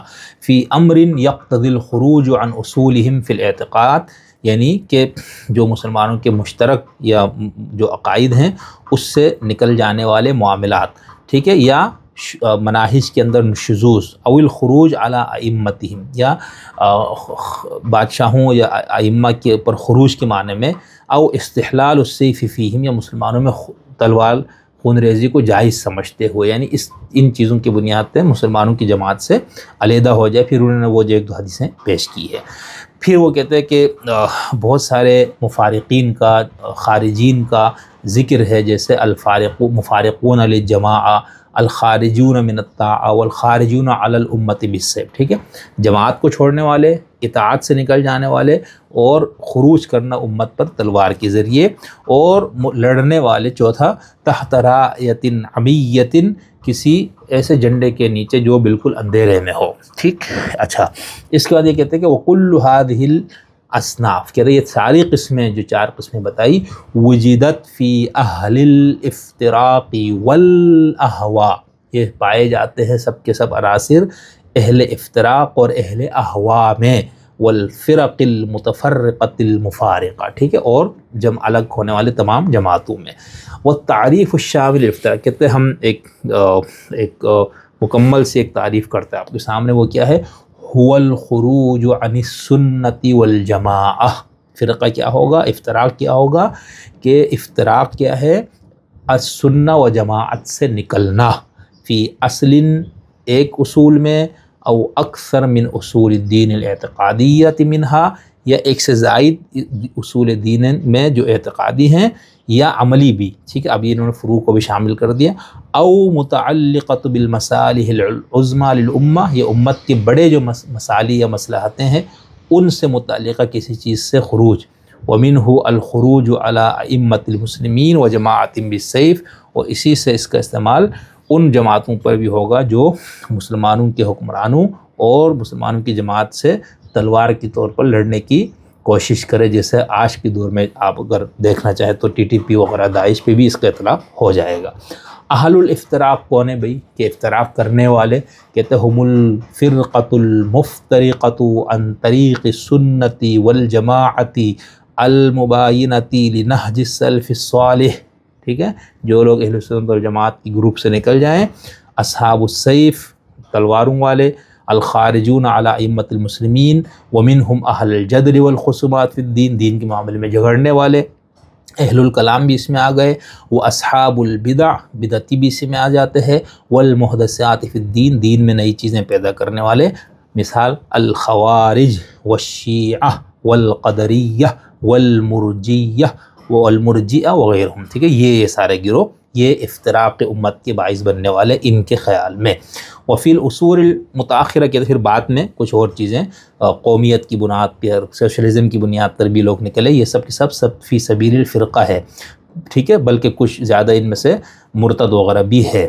تو اہل الافتراق، اہل الاہواء کلہم اصحاب بدع، یہ سب بدعتی ہے، اعتقادی ہو، قولی ہو، عملی ہو، یا ان میں سے کوئی ایک ہو، یا سب کے سب ہو۔ تو اس پھر آگے انہوں نے شیخ الاسلام ابن تیمیہ کی کتاب سے بھی ایک حوالہ دیا ہے کہ والبدعۃ مقرونۃ بالفرقہ کما ان السنہ مقرونۃ بالجماعہ، کہ تب بدعت جو ہے یہ فرقے سے بالکل ساتھ چیز ہوتی ہے، اور جس طرح سنت جو ہے وہ الجماعہ کے ساتھ، یعنی الجماعہ اہل سنت، فیقال اہل السنہ والجماعہ، اہل السنہ والجماعہ کہا جاتا ہے، جس طرح اہل البدعہ والفرقہ کہا جاتا ہے۔ فالفرقۃ اعظم سمۃ من سمات، فالفرقۃ جدائی جو ہے یہ رکھنے ڈالنا، یہ بہت بڑی صفات میں سے ہے بدعتیوں اور اہل اہواء کی۔ ومن کان علی السنہ، جو سنت پہ قائم رہے گا، تلبس ببدعۃ غیر مغلظۃ، اور کسی ایسی بدعت سے، بدعت غیر مغلظہ سے وہ اگر ملبس ہوگا تو لم یکن داعیۃ لہا، اس کو دعوت دینے والا نہ ہوگا تو اس کو سنت سے نہیں نکالا جائے گا۔ ہم آگے بات کریں گے جب بدعت وغیرہ پہ، آج نہیں پھر کبھی، تو بدعت کی کئی قسمیں، پھر ان میں سے ایک بدعت مخرجہ عن الدین ہے، ایک نہیں ہے فلانا، تو اس کی طرف اشارہ کر رہے ہیں۔ اسی طرح پھر الاہواء کی تعریف کی ہے، جس کے اوپر ہم نے ابھی بات کی کہ، اور پھر یہ لکھتے ہیں کہ الاہواء، اہل الاہواء کون ہے؟ ہم کل من خالف السنہ والجماعہ، جو بھی اہل السنہ والجماعہ سے مخالفت کرے وہ اہل الاہواء ہے، اور اہل البدع کہتے ہیں یہ بھی یہی لوگ۔ تو یہ جو اصطلاح ہے نا لفظ فرقہ، اس کا اطلاق لغوی معنی کیا ہے، پھر اس کا افتراق سے نکلا تو اس کا منفی معنوں میں زیادہ تر اس کا استعمال کیا جاتا ہے۔ پھر آگے انہوں نے اختلاف اور فرقہ، اختلاف اور افتراق وغیرہ میں فرق بھی کیا ہے، اور اس کے اندر انہوں نے یہ بتایا کہ بھئی افتراق جو ہے وہ اختلاف کی سب سے آخری اور شدید ترین شکل ہے، جس کی وجہ سے پھوٹ پڑ جائے، جدائی ہو جائے، الگ سی ایک پارٹی یا جماعت بن جائے، اور اس میں بنیادی چیز اعتقادات، ٹھیک ہے۔ ہم آگے جب مذہب پہ استعمال کریں گے تو وہاں پر آپ کو یہ فرق بھی ہوگا کہ فرقے کا استعمال عام طور پر عقائد سے متعلق جو معاملات ہیں ان پہ اس کا استعمال ہوتا ہے۔ بہت اچھی وضاحت باقی آگے بھی انہوں نے تھوڑی سی کی، میں یہاں پر اس کو چھوڑ دیتا ہوں۔ اچھا، ادھر ایک چیز جو بار بار اس میں بھی آئی، اس سے پہلے میں نے آپ کو جو حوالے دیے اس میں بھی یہ جو بار بار کہا گیا نا، تو اس کی پیچھے بنیادی وجہ وہی حدیث ہے جس کے اندر ہے کہ 72 گمراہ ایک جنتی، ٹھیک ہے، 72 حالکین اور ایک ناجی۔ اب یہ تصور جیسے میں بار بار کہہ رہا ہوں، بھائی جس فرقے کا بھی یہی عقیدہ ہوگا کہ امت میں 73 فرقے اور ان میں سے ایک فرقہ ناجی اور باقی غیر ناجی، ان سب کا اسی طرح کا اطلاق ہوگا، ٹھیک ہے۔ ایک میں آپ کو یہاں پر حوالہ دیتا ہوں تاکہ بات بغیر اس کے نہ ہو۔ یہ ہمارے پاس ایک کتاب ہے الانوار النعمانیہ، ٹھیک ہے، اور اس کی جلد ہے، جلد نمبر 2، ٹھیک، بہت مشہور کتاب ہے، ٹھیک ہے، سید نعمت اللہ الجزائری، ٹھیک ہے، اور یہ 1112 ہجری میں ان کی وفات ہے، اور اس کے اوپر علی القاضی الطباطبائی نے اس کا مقدمہ بھی لکھا ہے، اور اس کی اوپر حاشیے بھی انہوں نے لگائے ہیں۔ مؤسسہ العالمی للمطبوعات بیروت سے کتاب چھپی ہے، جلد نمبر 2 ہے، اور صفحہ نمبر 244 پہ آپ دیکھیں کہ میں صرف یہ بتانے کے لیے کہ جب اس کا تصور یہ ہو کہ ایک فرقہ ناجی اور باقی نہیں، تو یہ جتنے احوا، بدعتی ہونا، گمراہ ہونا، ان سب کو اطلاق پھر کس طرح سے یہ ہوتا ہے۔ اس کے صفحہ نمبر ہے 244، بات یہاں سے شروع ہو رہی ہے صفحہ نمبر 242 سے، نور فی حقیت دین الامامیہ وانہ یجب اتباعہ دون غیرہ۔ اچھا، ہم نے وہ ایک زیدی عالم کی بھی کتاب تھی، اس کا حوالہ میں نے رکھا تھا لیکن وہ پیش کرنا نہیں ہوا، تو اس کے اندر انہوں نے لکھا ہے کہ لفظ دین کا اطلاق جو ہے نا وہ فرقوں پہ نہیں کیا جائے گا، یعنی یہ نہیں کہا جائے گا دین الامامیہ، دین اہل السنہ، دین المرجیہ، وہ کہتے ہیں وہ طائفہ، فرقہ کہا جائے گا، فرقۃ المعتزلہ، فرقۃ الشیعہ کہا جائے گا، ٹھیک۔ لیکن اس لفظ کے استعمال میں کچھ کنفیوژن یا کچھ ایک دوسرے سے مترادف بھی استعمال، اب جہاں پر جیسے نعمت اللہ صاحب نے لکھا ہے کہ ایک اور نور کا بیان کس چیز کی، امامیہ کے دین کی حقیقت حقیت میں اس کے حق پر ہونے. تو یہاں پر انہوں نے امامیہ کے ساتھ لفظ دین، وہ ہمارے یہاں کچھ لوگ کہتے ہیں بھئی یہ شیعہ سنی اختلافات وغیرہ کو آپ لوگ ہلکا کرنے کی کوشش کرتے ہیں کہ یہ فروعی ہے فلانا ہے، سمجھنے کا اختلاف. وہ کہتے ہیں نہیں، یہ دو الگ الگ دین کا نام ہے. اس پہ کچھ مضامین آگے کہیں ہوا تو میں آپ کو پیش کروں گا. تو نعمت اللہ جزائری کہتے ہیں کہ ایک روشنی اور یعنی انوار، جمع کتاب کا نام ہے نا الانوار النعمانی، نعمانی کی روشنیاں، کرنیں. تو ان میں سے ایک کرن کیا ہے؟ دین امامیہ کی حق ہونے پر اور وہی واجب الاتباع ہونے پر. تو اس میں انہوں نے لکھا کہ یہ بات جان لو کہ نبی علیہ السلام کی موت کی بعد مسلمان جو ہے وہ ابتلا میں مکمل طور پر مبتلا ہو گئے. اور وَذَلِكَ أَنَّهُ تَعَدَّدَتْ آرَاؤُهُمْ، ان کی آراء متعدد ہو گئی. بِحَسْبِ تَعَدُّدِ أَهْوَائِهِمْ، یہ لفظ احوا پھر دیکھیں، اپنی خواہشات کی پیروی کے تعدد کے، یعنی جتنے بندوں کی خواہشات تھی اسی حساب سے آراء کا اختلاف ہوتا گیا. وَصَارَتْ إِلَىٰ 73 فِرْقَةً اصولاً، اور اصولوں میں 73 فرقے بن گئے. وَإِلَّا فَهِيَ اکثر، اگر آپ اصولوں میں نہ رکھے تو یہ 73 سے زیادہ ہے. یہ ہم بات کریں گے حدیث افتراق پہ کہ کس طرح سے مسئلہ ہو جاتے ہیں. کہتے ہیں کہ وہ زیادہ ہے من 200 فرقہ، 200 فرقوں سے. والذی یدل، اور وہ بات جو دلالت کرتی ہے علی ان مذہب الامامیہ هو الحق وجوہ، یہ بات بتانا کہ مذہب امام، یہاں پہ انہوں نے مذہب اوپر کیا تھا؟ دین الامامیہ، ٹھیک ہے، فی حقیت دین الامامیہ، اور نیچے انہوں نے لکھ دیا مذہب امامیہ. کہتے ہیں اس کی کئی ہم وجوہ آپ کو بتائیں گے کہ کن کن وجوہات کی وجہ سے امامیہ مسلک ہی برحق ہے، اس کے مقابلے پہ جو ہے وہ آراء اور احوا کے پیروکاری ہے، اور یہی قابل اتباع مذہب یا فرقہ کیوں ہے. تو اس میں انہوں نے کچھ چیزیں بتائی. اس میں سے ایک چیز میں آپ کو بتاتا ہوں، وَمِنْهَا، کہتے ہیں ان وجوہات میں سے، ان اسباب میں سے ایک کیا ہے؟ ما نقلہ العلامہ الحلی عن شیخہ نصیر الدین الطوسی، کہ علامہ حلی نے اپنے استاد نصیر الدین طوسی کا ایک واقعہ نقل کی. بہت ہر جگہ یہ واقعہ آپ کو نظر آئے گا.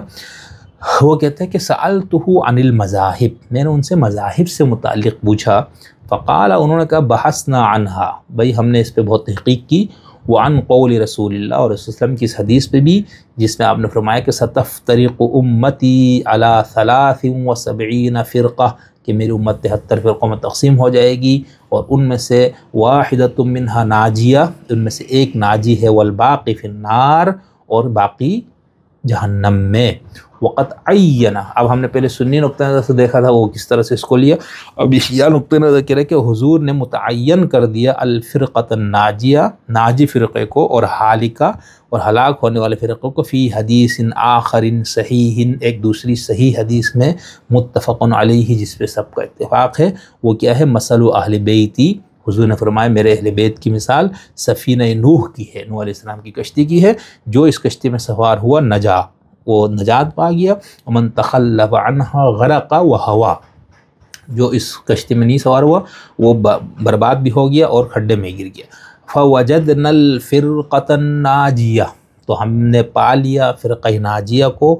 ہی الفرقۃ الامامیہ، یہ امامیہ فرقہ. اب جب یہاں پر بھی ذہن میں رکھیے گا، جب امامیہ کہہ دیا، جب اثنا عشری کو شیعہ استعمال کرے گا تو اس سے صرف اثنا عشری شیعہ، باقی بھی شیعوں کے سارے فرقے سے نکل جاتے. یہ سب میں ہوا میں تیر نہیں چلا رہا ہوں، سب ثبوت اور دلائل کے ساتھ یہ بات موجود ہے. کیونکہ ہمارے آج کل اتحاد سے بات ہوتی ہوئی کچھ لوگ کہتے نہیں اس طرح نہیں ہے. جیسے 3-4 سال پہلے جب آیت اللہ سستانی نے فتویٰ دیا کہ بھئی شیعوں کے علاوہ بھی باقی مسلمانوں کہ نماز اور روزے اور حج و سب مقبول ہے، تو اس پہ شور بھی ہوا تھا. کچھ نے اس کی تعویل دی، کچھ نے اس کو رد کر دیا، کچھ نے اس کو مان لیا.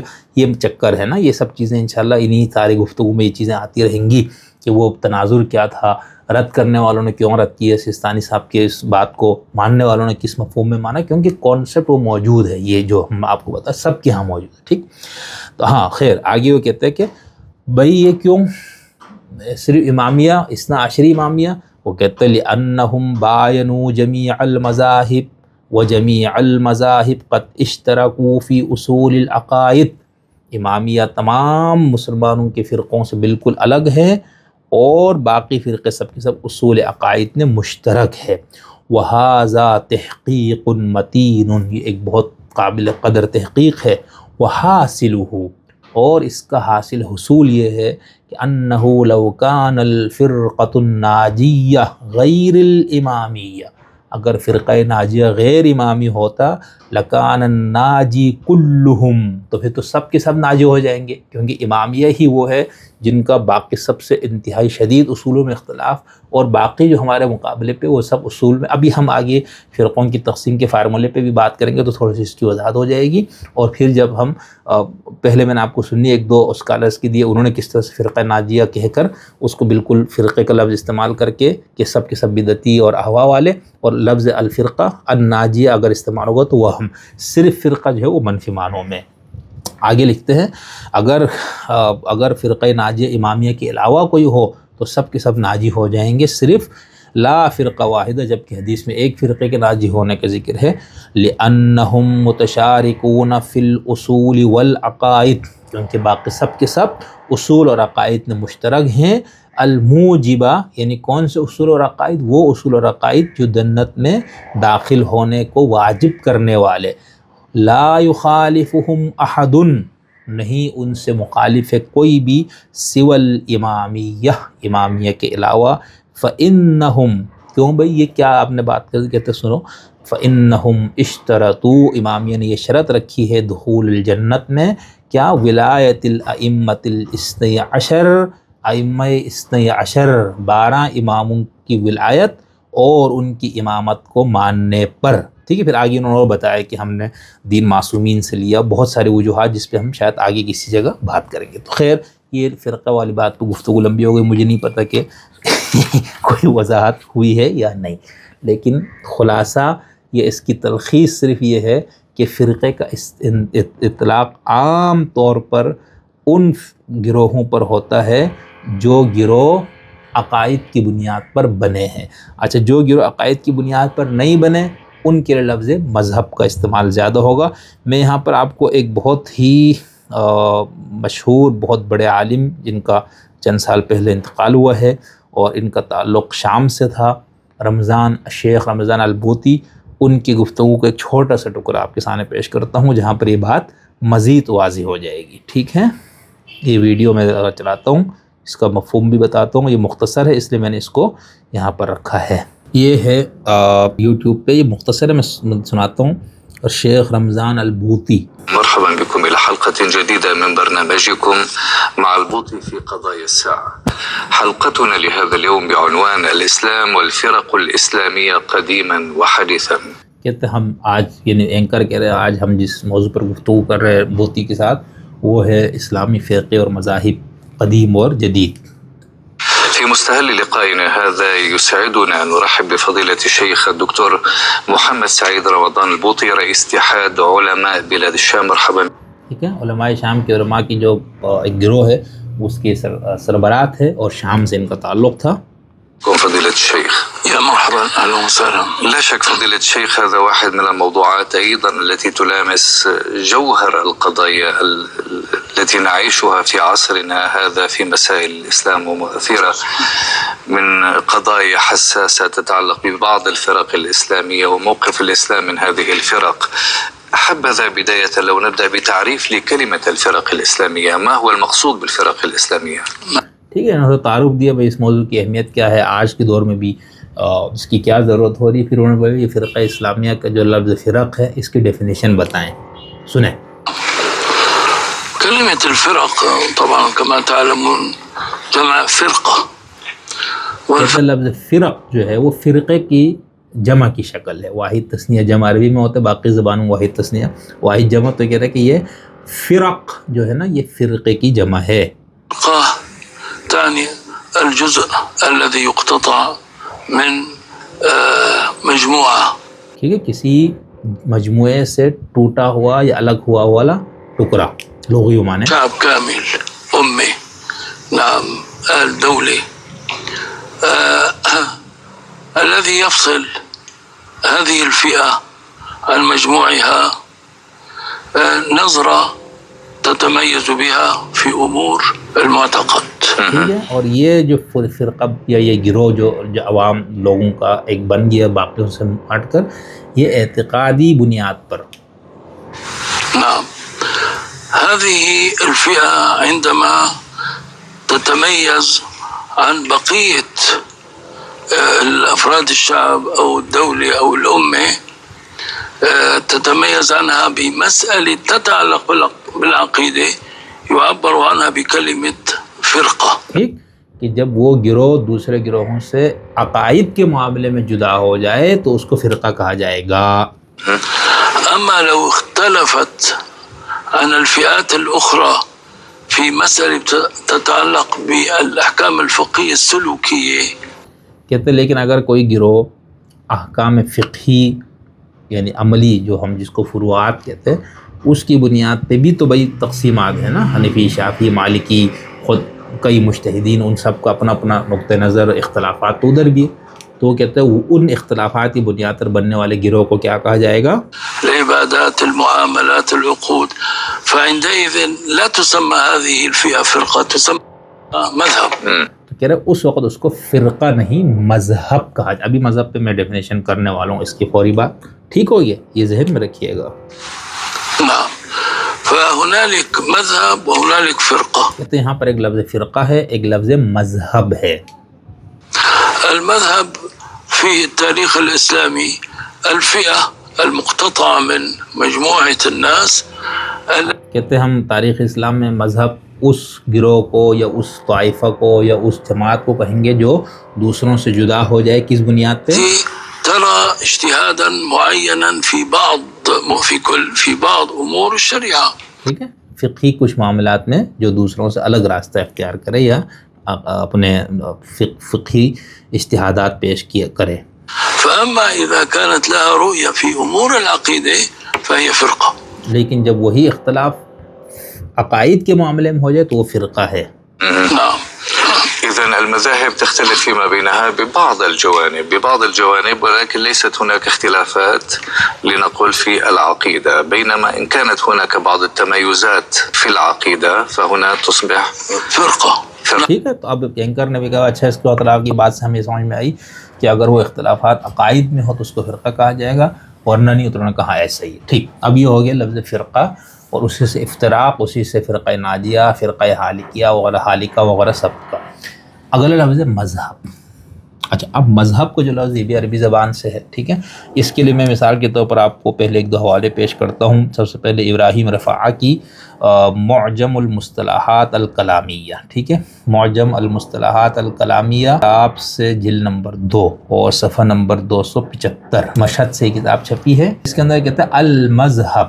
کہتا ہے لفظ مذہب کیا ہے؟ المراد بقولنا مذہب، جب ہم لفظ مذہب استعمال کرتے ہیں هو الاعتقاد، یہ عقیدے کے معنی میں. اچھا، یہ یہاں پر بھی یہ لفظ عقیدہ مذہب جو ہو، بوتی صاحب نے یا اور بھی لوگوں نے کہا نا کہ مذہب فقہی، لیکن یہ بھی مشترک استعمال ہو گیا. ٹھیک ہے، ہمارے ہیں جیسے مثال کے طور پر اگر ہم مصر کے گزشتہ اسی صدی کے ایک بہت بڑے عالم فقیہ کی کتاب، ٹھیک ہے، مثال کے طور پر ابو زہرہ بہت مشہور، ٹھیک ہے، تو پاکستان میں بھی رہ کے گئے، تو ان کی کتاب کا نام ہے المذاہب الاسلامی ہے. ٹھیک ہے، تو اس میں انہوں نے سارے اعتقادی فرقے وغیرہ کا ذکر کیا. تو لفظ مذہب کا ایک جو بوتی صاحب نے فرق کیا، یہ اب یہ ایک دو اور حوالوں سے، لیکن یہ بھی اس طرح سے استعمال ہو رہا ہے یا ہو چکا ہے کہ مذہب کا لفظ بھی عقیدے کے اختلاف پر بولا جائے، لیکن عام طور پر فرق کرنے کے لیے اس کو الگ کیا جائے گا.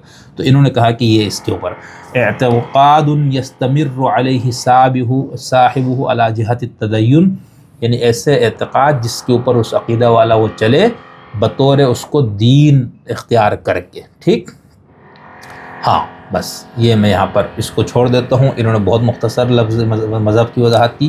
اس سے تھوڑی سی تفصیل اور وضاحت کے ساتھ جو لفظ مذہب کی وضاحت ہو جائے گی وہ ہم استعمال کریں گے معجم مصطلحات العلوم الشریعہ، جس کو میں نے ابھی آپ کو بتایا کہ یہ بہت ہی ضخیم اور کئی لوگوں نے مل کر اس کو کام کیا ہے. اس کی جلد نمبر 3، ٹھیک ہے، اور صفحہ نمبر ہے 408، سعودی عرب سے چھپی ہے. میں نے جیسے کہا کہ اصطلاحات پر اگر آپ کو ایسی کتاب جو بہت مفصل چاہیے وہ تو یہ ہے. ہاں، اس میں لکھتا ہے المذہب. لفظ مذہب کیا ہے بھائی؟ کہ بریکٹ میں لکھا العقیدہ، یعنی عقیدے میں اس کا استعمال. الطریقۃ والمعتقد الذی یذهب الیہ صاحبہ، وہ راستہ یا وہ عقیدہ جس کے اوپر اس عقیدے کے ماننے والا چلتا ہے اور اسی سے وہ اپنے دین کے تمام وہ چیزیں لیتا ہے، وَهُوَ مجموعۃ من الآراء والنظریات العلمیہ، یہ نظریات، مختلف علمی نظریات اور آراء کا مجموعہ ہوتا ہے، ارتبط بعضها ببعض ارتباطا، اور یہ آپس میں ایک دوسرے سے اس طرح سے مربوط ہوتے ہیں کہ وہ ایک ہی اس میں آ جاتے ہیں، ایک فکر یا ایک مدرسہ، تو ہم مدرسۃ الفکر، ٹھیک ہے، وہ مکتبہ فکر وغیرہ کے معنی میں۔ ہاں، وَمِنْهُ المذاہب الفقہیہ والعقدیہ، اسی سے فقہی اور عقائدی مسالک یا مذاہب ہیں، اور الادبیہ والعلمیہ، ادب کے اندر بھی ہم کہیں گے مذاہب، علم میں کے اندر، فلسفے کے اندر، جیسے مذہب الحنفی، ٹھیک ہے، ہم حنفی مذہب جب کہیں گے، وَهَذَا الْمُصْلِحُ وَالسَّائِدُ فِي كُتُبِ الْفِقْہ، کہتے یہ کتب فقہ میں موجود ہے، وَأَمَّا الْمَذَاهِبْ الْفِكْرِيَّةَ الْمُعَاصِرَةَ، کہتے اور جب کہ ہم مذاہب جو جدید یا معاصر جو فکری تحریکات ہیں، مذاہب ہے جیسے علمانی یا سیکولرزم وغیرہ، کہتے یہ استعمال ہوتے ہیں عقائد کی کتابوں میں، ٹھیک۔ اب یہاں پر بھی انہوں نے اس کو مشترک کر دیا، ٹھیک ہے۔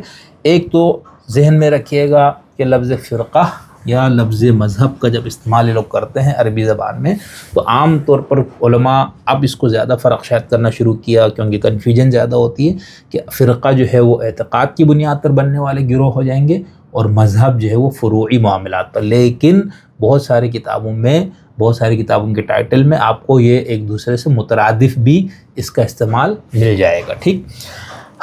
عربی زبان میں جس میں آپ کا مذہب، ٹھیک ہے، جانے کا راستہ یا جانے کی جگہ، ٹھیک۔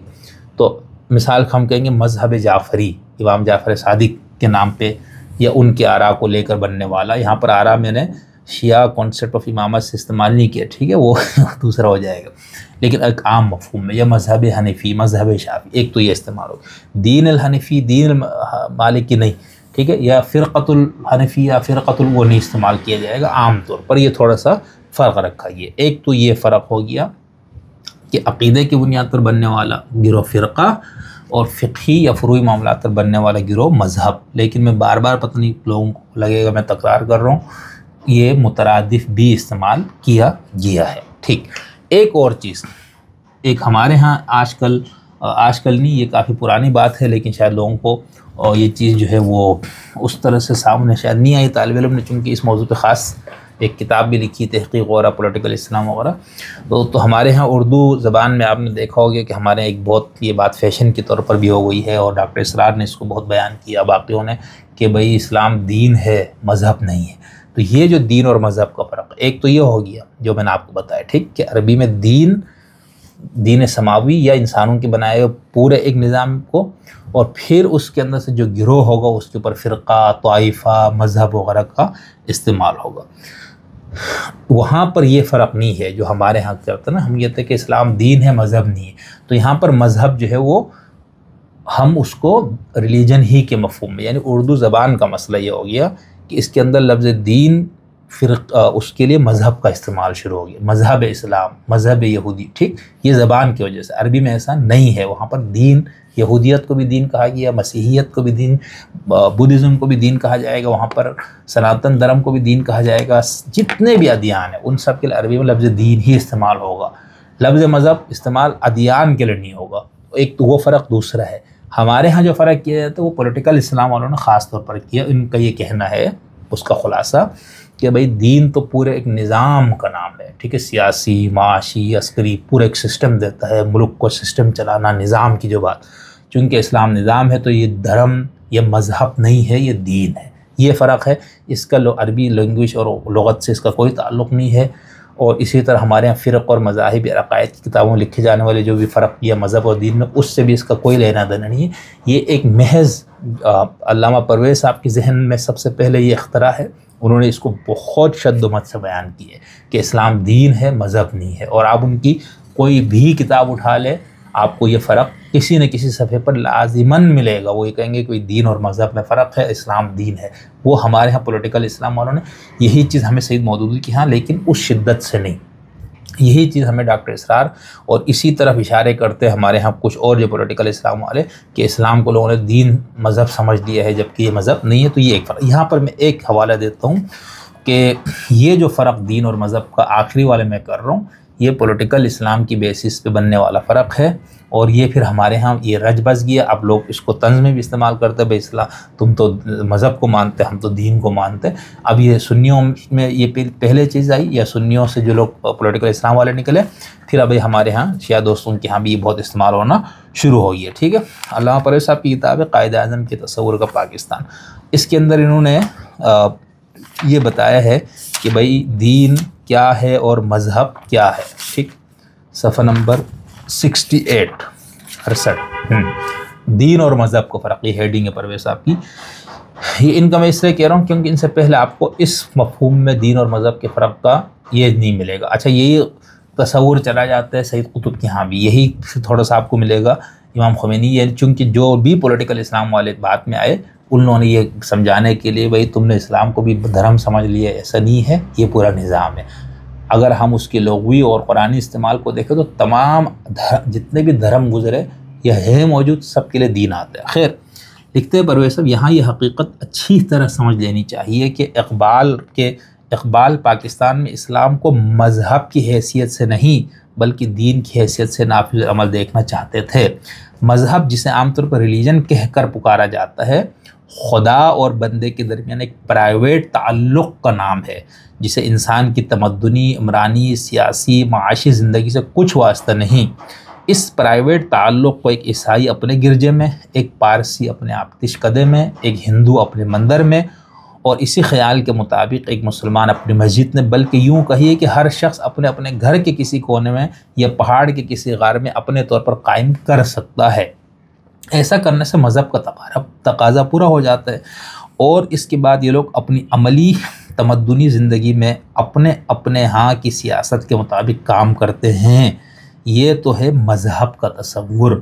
لیکن اس کے برعکس دین خدا اور بندے کے درمیان کسی پرائیویٹ کا تعلق کا نام نہیں بلکہ ایک زندگی کا ضابطہ اور نظام حیات ہے جو انسانوں کی انفرادی اور اجتماعی زندگی کے تمام گوشوں کو محیط ہے. ٹھیک ہے. یہ فرق آپ کو علامہ صاحب کی ہر کتاب پہ ہر مضمون میں آپ کو عام طور پر یہ ملے گا، اور سب سے زیادہ شدت سے اس فرق کو انہوں نے بیان کیا. اس کا پس منظر میں نے آپ کو بتا دیا. اچھا اب اسی طرح کا ایک خطبہ انہوں نے اپنی اسی کتاب میں، اور جو علامہ اقبال قائد اعظم کے خطبات کے اوپر کتابیں ہیں اس میں آپ کو یہ مل جائے گا. علامہ قائد اعظم سے ایک سوال ہوا کہ مذہب اور مذہبی حکومت کے لوازم کیا ہیں قائد اعظم سے. ٹھیک ہے. محمد علی جناح سے. انہوں نے جواب دیا کہ جب میں انگریزی میں مذہب یعنی ریلیجن کا لفظ سنتا ہوں تو اس زبان اور محاورے کے مطابق لا محالہ میرا ذہن خدا اور بندے کے باہمی پرائیویٹ تعلق کی طرف منتقل ہو جاتا ہے. لیکن میں خوب جانتا ہوں کہ اسلام اور مسلمانوں کے نزدیک مذہب کا یہ محدود اور مقید مفہوم یا تصور نہیں. میں نہ کوئی مولوی ہوں نہ ملا، نہ مجھے دینیات میں مہارت کا دعویٰ ہے. البتہ میں نے قرآن مجید اور قوانین اسلام کے مطالعے کی اپنی طور پر کوشش کی ہے. اس عظیم الشان کتاب کی تعلیمات میں انسانی زندگی کے ہر باب کے متعلق ہدایات موجود ہیں. زندگی کا روحانی پہلو ہو یا معاشرتی، سیاسی ہو یا معاشی، غرضے کی کوئی شعبہ ایسا نہیں جو قرآنی تعلیمات کی احاطے سے باہر ہو. قرآن کی اصولی ہدایات اور طریقہ کار نہ صرف مسلمانوں کے لیے بہترین ہے بلکہ اسلامی حکومت میں غیر مسلموں کے لیے حسن سلوک اور آئینی حقوق کا جو حصہ ہے اس سے بہتر کا تصور ناممکن ہے. تو یہاں پر جو بات آپ کو بتانا چاہ رہا تھا کہ یہ جو آخر میں ہم آپ کو بتانا چاہ رہے ہیں کہ دین اور مذہب میں ہمارے یہاں فرق کیا گیا وہ کس مفہوم میں ہے اور اس کا پس منظر کیا. ٹھیک ہے. قرآن میں جیسے میں نے کہا سب مذاہب کے لیے لیظہرہ علی الدین لکم دینکم ولی دین. ٹھیک ہے. فی دین الملک، بادشاہ کا دین یا اس کا جو قانون وہاں نافذ تھا. تو قرآن میں دین ادیان کے لیے بھی اور انسان کے بنائے ہوئے قوانین کے لیے بھی استعمال ہوا. ٹھیک. لفظ مذہب قرآن میں استعمال ہی نہیں ہوا. ٹھیک. یہ زبان عربی میں پھر لغوی لحاظ سے لے کر بعد میں جب استعمال ہوا تو عام طور پر اس کا اطلاق فقہی اختلاف کی بنیاد پر بننے والے گروہوں پر ہو گیا، لیکن کچھ کتابوں میں اس کو عقیدے کی بنیاد پر بننے والے گروہوں کے لیے بھی استعمال کیا گیا، یعنی فرقہ اور مذہب دونوں. ٹھیک. اچھا اسی طرح ایک اور اصطلاح ہے امت. ٹھیک ہے، اس کے اوپر بہت زیادہ وضاحت کی ضرورت نہیں ہے کہ امت کسے کہا جاتا ہے، لیکن اس میں ایک چیز جس کو ہم اپنی اس گفتگو میں آگے رکھیں گے وہ ہے امت کی دو قسمیں کی جاتی ہیں عام طور پر، ایک امت اجابہ، ایک امت دعویٰ۔ یعنی حضور صلی اللہ علیہ وسلم کی بات، چونکہ مسلمانوں کا عقیدہ یہ کہ آپ کو تمام انسانوں کی طرف بھیجا گیا ہے، نبوت کا خاتمہ ہوا ہے، پھر کسی نبی نے نہیں آنا، تو حضور پھر تمام انسانیت کا نبی ہے، یہ مسلمانوں کا اجتماعی عقیدہ۔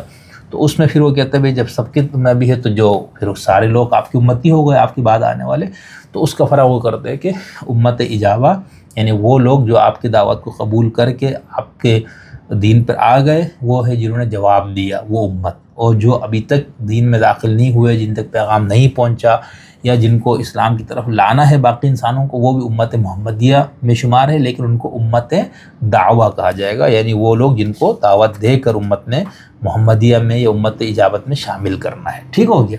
تو یہ کچھ ایک اصطلاحات جس کا ہم استعمال کریں گے، یا اس کتاب میں یا اس گفتگو میں آگے استعمال ہوگا، ان میں سے ایک۔ اچھا، ایک اور اصطلاح ہے جس کو ہم بہت زیادہ استعمال ہم کرتے ہیں ہمارے ہاں، وہ ہے لفظ عقیدہ۔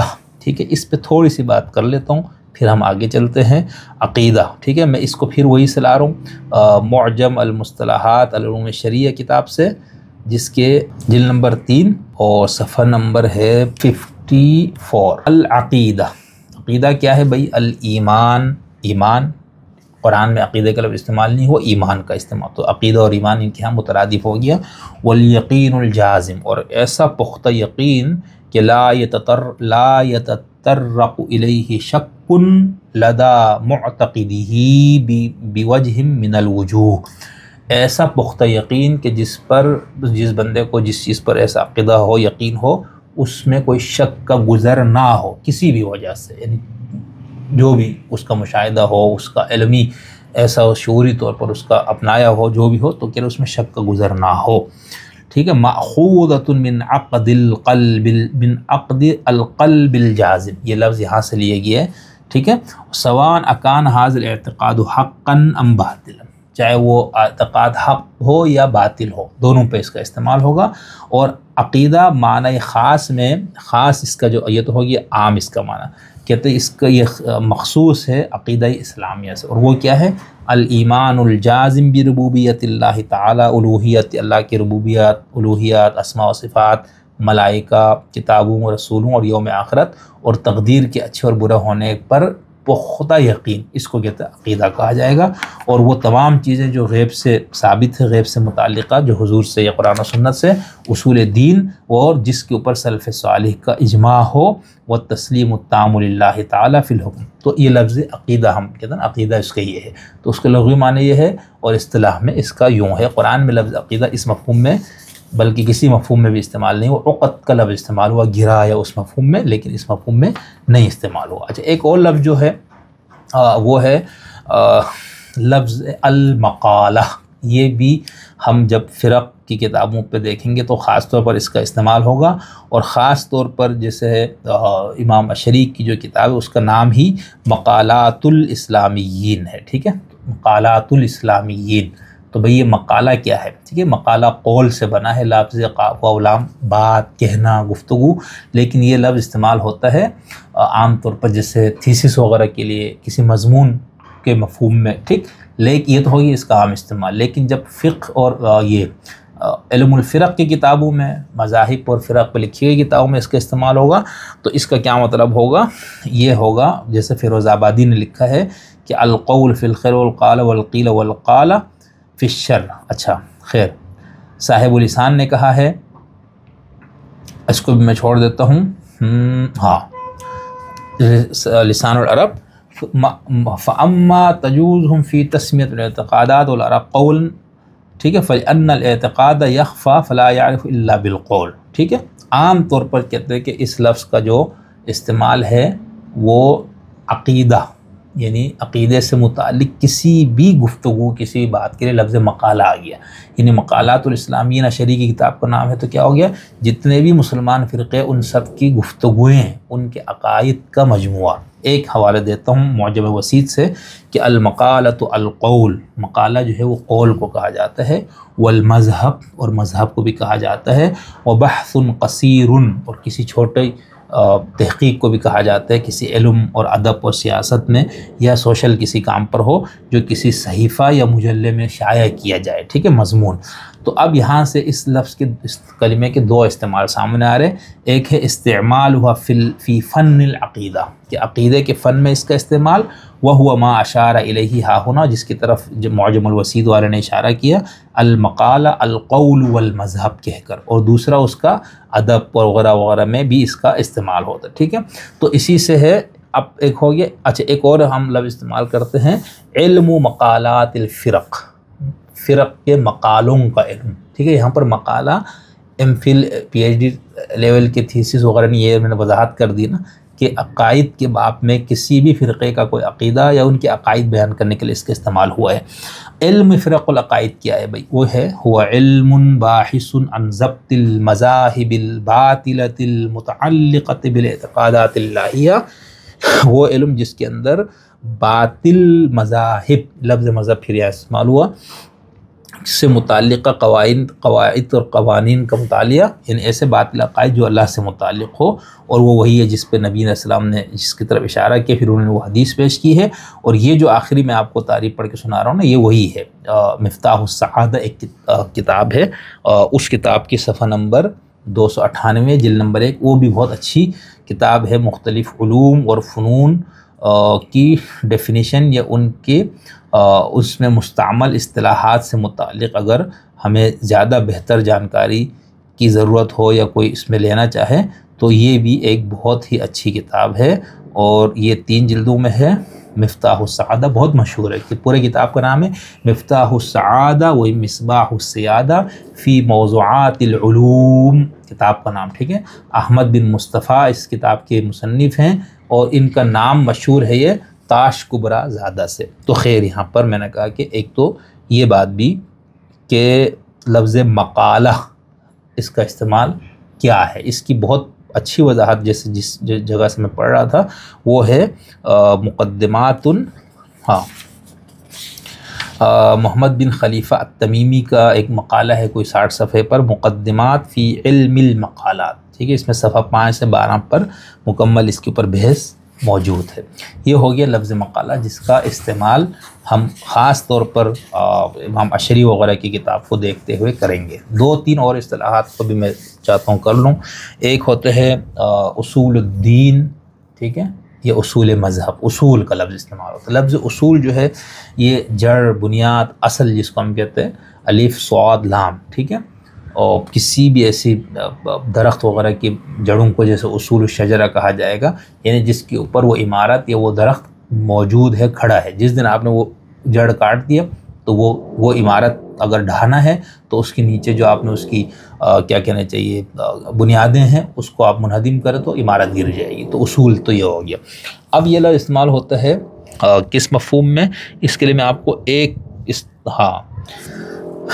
تو یہی ابراہیم رفاعت صاحب کی جو معجم الکلام ہے، علم الکلام کی جو اصطلاح پر جو کتاب، اس کی بھی جلد نمبر صفحہ نمبر 104، الاصل ما دل علی غیرہ ما دل غیرہ ما، ٹھیک ہے۔ یہ انہوں نے اس کی تھوڑی سی وہ دیا ہے، الاصول جمع اصل وہی فی اللغۃ عبارۃ عما یفترق الیہ ولا یفترق علی غیرہ، ٹھیک ہے۔ یعنی وہ چیز جس کے اوپر کسی اور کوئی اور اس پہ محتاج ہو جائے، اور وفی الشرعی، اور شریعت میں کیا ہے، عبارۃ عما یبنى علیہ غیرہ ولا یبنى علی غیرہ، ٹھیک۔ تو اصول پہ تھوڑی سی میں بتا دوں کہ لفظ اصول استعمال ہوتا ہے جب ہم اس کو فقہ کی کتابوں میں استعمال کریں گے، اس کا مفہوم کیا ہوگا، اصول الفقہ میں، ٹھیک ہے، علم الکلام میں، علم العقائد یعنی علم الکلام وغیرہ میں۔ تو یہ ہے معجم مصطلحات العلوم الشریعہ، جس کا میں بار بار حوالے دے رہا ہوں، جلد نمبر 1 صفحہ 195 پر، اور اس کا ہے اصول الایمان، انہوں نے پورا یہ دیا ہے، اور پھر بریکٹ میں عقیدہ، یعنی عقیدے میں اس کا اصطلاح وہ عقائد جس سے ایمان آپ کا بنتا ہے، ٹھیک ہے، اور وہ ختم ہو جاتا ہے جب وہ ان میں سے کوئی اصول میں سے کوئی اصل آپ کا ختم ہو جائے تو آپ کا وہ عقیدہ ایمان ختم ہو جاتے ہیں۔ اور یہ ارکان ایمان 6 ہے، 6 ارکان، یہ چونکہ اہل سنت والجماعت کے نقطہ نظر سے لکھی ہوئی ہے، اور اس 6 کو سب لوگ مانتے ہیں سوائے وہ تقدیر والے میں تھوڑا مسئلہ آئے گا، یعنی اللہ پر ایمان، ملائکہ پر ایمان، کتابوں پر ایمان، رسولوں پر ایمان، آخرت پر ایمان، اور قدر پر ایمان خیر اور شر دونوں کا، ٹھیک ہے. اور وہ پھر انہوں نے آگے دیے ہے کہ حدیث جبریل سے لے کر. تو ایک تو یہ ذہن میں رکھیے کہ جب ہم اصول الدین یا اصول ایمان کہتے ہیں تو اس میں وہ تمام اصول ہیں جس کو تمام فرقے تسلیم کرتے ہیں، اور پھر اس کے اندر جیسے صرف مسلمان ہونے کے لیے کن اصولوں کا اس کو سب مانتے ہیں کہ اللہ پر، آخرت پر اور رسول پر ایمان، ٹھیک. تو اس کو اصول دین کہا جاتا ہے. لیکن جب یہی لفظ اصول مذہب میں استعمال ہوگا، فلانا مذہب کا یہ کے اصول ہیں، فلانا فرقے کے یہ اصول ہیں، تو اس کا مطلب یہ ہوگا کہ اگر آپ نے اس فرقے میں رہنا ہے تو ان میں سے ان سب کو ماننا ہوگا. جیسے ہم کریں گے کہ معتزلہ کے 5 اصول ہیں، اصول 5، ٹھیک ہے، یا امامیہ کے 5 اصول ہیں، ٹھیک ہے، اصول 5. اچھا، اہل سنت نے اپنے اہل سنت کے لیے اس طرح سے کوئی نہیں بنایا الگ سے، لیکن یہ خاص طور پر یہ جو 6 ارکان ہیں اس کو تو صحیح مانتے ہیں، لیکن پھر آگے کچھ اور چیزیں ہوں گی جس کو ہم آگے بات کریں گے. تو یہاں پر جب ہم اصول مذہب کہیں گے تو وہ کسی بھی مذہب کے، اب مثال کے طور پر شیعوں کی ہاں اصول دین کے بحث میں وہ امامت کو لے آتے، ٹھیک ہے. اچھا بھائی، اگر یہ اصول دین میں سے ہے تو پھر تو کسی اصل کا انکار کرنا تو آپ کا ایمان سے ہاتھ دھونا ہے.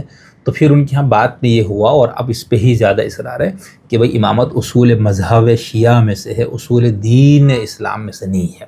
کیا مطلب ہو گیا کہ اگر بندہ اس کو نہیں بھی مان رہا ہے تو اس کو مسلمان سمجھا جائے گا. جس دن آپ نے اس کو اصول دین سے مان لیا تو اس کے بعد وہ بات ختم ہو جائے گی، ٹھیک. یہ تھوڑا سا میں نے کہا اس کی اتنی ضرورت نہیں تھی گفتگو کی. ایک اور لفظ ہم استعمال کرتے ہیں ضروریات دین یا الضروری من الدین، ٹھیک ہے. یہ فقہ کی کتابوں میں بھی جہاں پر نجاست وغیرہ کا بحث ہے، یہاں پر مسلم اور غیر مسلم کی ادھر، اور علم الکلام میں بھی یہ لفظ مستعمل ہے. اور ہم جب علم الفرق پڑھ رہے، فرقوں کی تاریخ، اس کے اندر بھی کہ بھئی ضروریات دین میں کا انکار ہو جانا، اور اس پہ تو سب کو اتفاق ہے کہ ضروریات دین کے انکار سے انسان دین سے نکل جاتا ہے.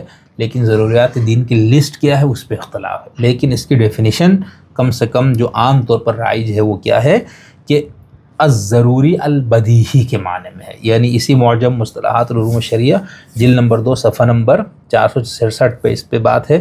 اسی طرح ابراہیم رفاعی کی معجم المصطلحات الکلامیہ، ٹھیک ہے. بات لمبی ہو رہی ہے، میں اس کو سمیٹنا چاہ رہا ہوں. تو اس کے اندر ضروری سے کیا مراد ہوتا ہے؟ بدیہی. بدیہی کا مطلب ہوتا ہے یعنی کوئی ایسی بات یا کوئی ایسا واقعہ، کوئی ایسی حقیقت جس کو ماننے کے لیے دلیل کی ضرورت نہ ہو، وہ اپنے ہونے پر آپ دلیل ہو. اس سے پھر ضروریات دین کیا ہوتا ہے بھائی؟ وہ کہتے ہیں کہ نہیں، اسلام کے یا کسی بھی ریلیجن میں ہم اس کو استعمال کریں، بھی ہم دین اسلام کی بات کر رہے ہیں تناظر میں، تو اسلام کے ایسے عقائد اور ایسے عملی احکام، اس میں فروع احکام بھی آ جائیں گے، ٹھیک ہے. اصول میں فروع احکام نہیں آتے تھے جب ہم اصول دین کے ضروریات دین میں آ جاتے ہیں. یعنی ایسے عقائد یا ایسے اعمال جس کا مسلمان ہونے کے لیے یا مسلمان ہونے کی نشانیوں میں سے وہ ایسا قطعی یقینی ہے کہ ہر بندے کو پتہ ہے کہ بھئی یہ اسلام کا ہے. مثال کے طور پر نماز ہے، ایک ہم چھوٹی سی مثال دیتے ہیں. یعنی نماز 5 نمازیں دن میں، ٹھیک ہے، دن اور رات میں اس کو الگ کر کے پڑھ لے یا مجموعی پڑھ لے، ہے 5، ٹھیک ہے. یا کسی نماز ظہر کے 4 رکعت ہونا، تو وہ کہتے ہیں کہ یہ ضروریات دین کا مطلب ہے کہ یہ ایسا قطعی ہے کہ جہاں مسلمان ہوگا اس کو پتہ ہوگا کہ بھئی نماز ہے. اسی طرح رمضان کے روزے رکھنا، یہ ضروریات دین میں سے، ٹھیک ہے. اسی طرح خدا پر ایمان، رسول پر ایمان، یہ بھی ضروریات میں سے ہے. تو ایسے اعمال، یہ ایسے اعتقادات جن کا دین میں سے ہونا بدیہی یقینی ہو اور جس کا انکار کرنا پھر کفر. میں پھر بھی پڑھ لیتا ہوں تاکہ یہ بات بالکل میرا جو خود میں نے اپنی زبان میں بتایا وہ اس طرح کا نہ ہو جائے، ٹھیک ہے. ہاں، معجم المصطلحات الکلامیہ جلد نمبر 2 اور صفحہ نمبر 34 پہ جیسا اگر ہم دیکھیں، الضرورہ، ٹھیک ہے. انہوں نے لفظ ضرورہ کی مثال وہ دی ہے اور کہ یہ کیا ہے، اور پھر اس کا الضروری جب ہم کہیں گے تو کہتا ہے الضروری البدیہی، بس، ٹھیک ہے. بدیہی کا مطلب جس کے ہونے پر آپ کو کسی دلیل کی ضرورت نہ ہو، اور ایسے اعتقادات جازمہ، ٹھیک ہے، جس کا کسی دھرم سے اور خاص اسلام سے ہونے پہ کسی بھی مسلمان کے لیے کوئی الجھن ہی نہ ہونا. مثال کے طور ایک بندہ کہتا ہے میں ایک اللہ مانتا ہوں، تو یہ کسی مسلمان کے لیے مطلب بدیہی بات ہے نا بھائی. مسلمان وہ تو یہی مانے گا، اور کہتا ہے میں 2 خداؤں کو مانتا ہوں یا 6 کو مانتا ہوں یا فلاں، تو پھر وہ بالکل ضروریات سے آگے ہو جائے گا. ایک تو یہ ذہن میں رکھیے گا. معجم مصطلحات العلوم الشریعہ سے بھی ایک میں آپ کو مثال دے دیتا ہوں تاکہ گل جڑے ہے نا وہ پکی ہو جائے کہ بھئی یہ الضروری العقیدہ یعنی عقیدے میں لفظ ضروری کس معنی میں آتے ہیں؟ ما یحصل بدون فکر، جو بغیر کسی سوچ کے آپ کو حاصل ہو جائے، و نظر فی دلیل، دلیل پہ غور و فکر کے بغیر، والذی بینہ و بین مدلول ارتباط معقول کالعلم الحاصل من الحواس الخمس، جیسے حواس خمسہ سے آپ کو جو علم حاصل ہوتا ہے، ٹھیک ہے، آپ کا مجھے ادھر دیکھنا، یا آپ کی آنکھ سے آپ دیکھ رہے ہیں، کان سے آپ سن رہے ہیں، تو یہ ایک بدیہی ہے، یعنی یہ نہیں کہیں گے یار اس میں دیکھو یار ہونے پر کوئی دلیل لے آؤ، ایک تو یہ ہو گیا، ٹھیک ہے، سمع، بصر، شم، ذوق، یہ 5 وہ احتیاجات الانسان اما ضرورہ او حاجہ او کمالیات، الضروری کلمہ، ٹھیک ہے، اور ہاں ٹھیک یعنی یہ انہوں نے تھوڑا سا اس کو لغوی اور اس کو بنا کے بتانا آپ کو اس لیے چاہ رہا ہوں کہ علم ضروری سے مراد کیا ہوا کہ ایسے اعمال اور عقائد جس کا دین اسلام میں سے ہونا قطعی ہو، یقینی ہو، سب کو معلوم ہو، چلو قطعی اور یقینی کو چھوڑ دیتے ہیں، سب کو پتہ ہو کہ بھئی یہ اسلام میں سے، ایک تو یہ ہو گیا ضروریات دین، ٹھیک، دوسرا لفظ استعمال ہوتا ہے ضروریات مذہب، ٹھیک ہے، کہ بھئی یہ تو چلو ہو گیا مسلمان ہونے کے لیے مثال یہ چیزیں، اور سب کو پتہ ہے کہ یہ مسلمان کا ہی یہ کام ہے اور ان کے ہاں یہ بطور دین رائج ہے۔ ایک ہے پھر کچھ فرقوں کے اپنے، ٹھیک ہے، تو اس کو ہم کہیں گے ضروریات مذہب میں سے ہے، ٹھیک ہے۔ اب کوئی بندہ ضروریات مذہب میں سے کسی ضرورت کا انکار کرے تو ایک لحاظ سے وہ بندہ اس مذہب سے خارج ہو جائے گا۔ مذہب یہاں پر دھرم کے معنی میں نہیں، عقیدہ یا فقہی فرقہ، ٹھیک ہے۔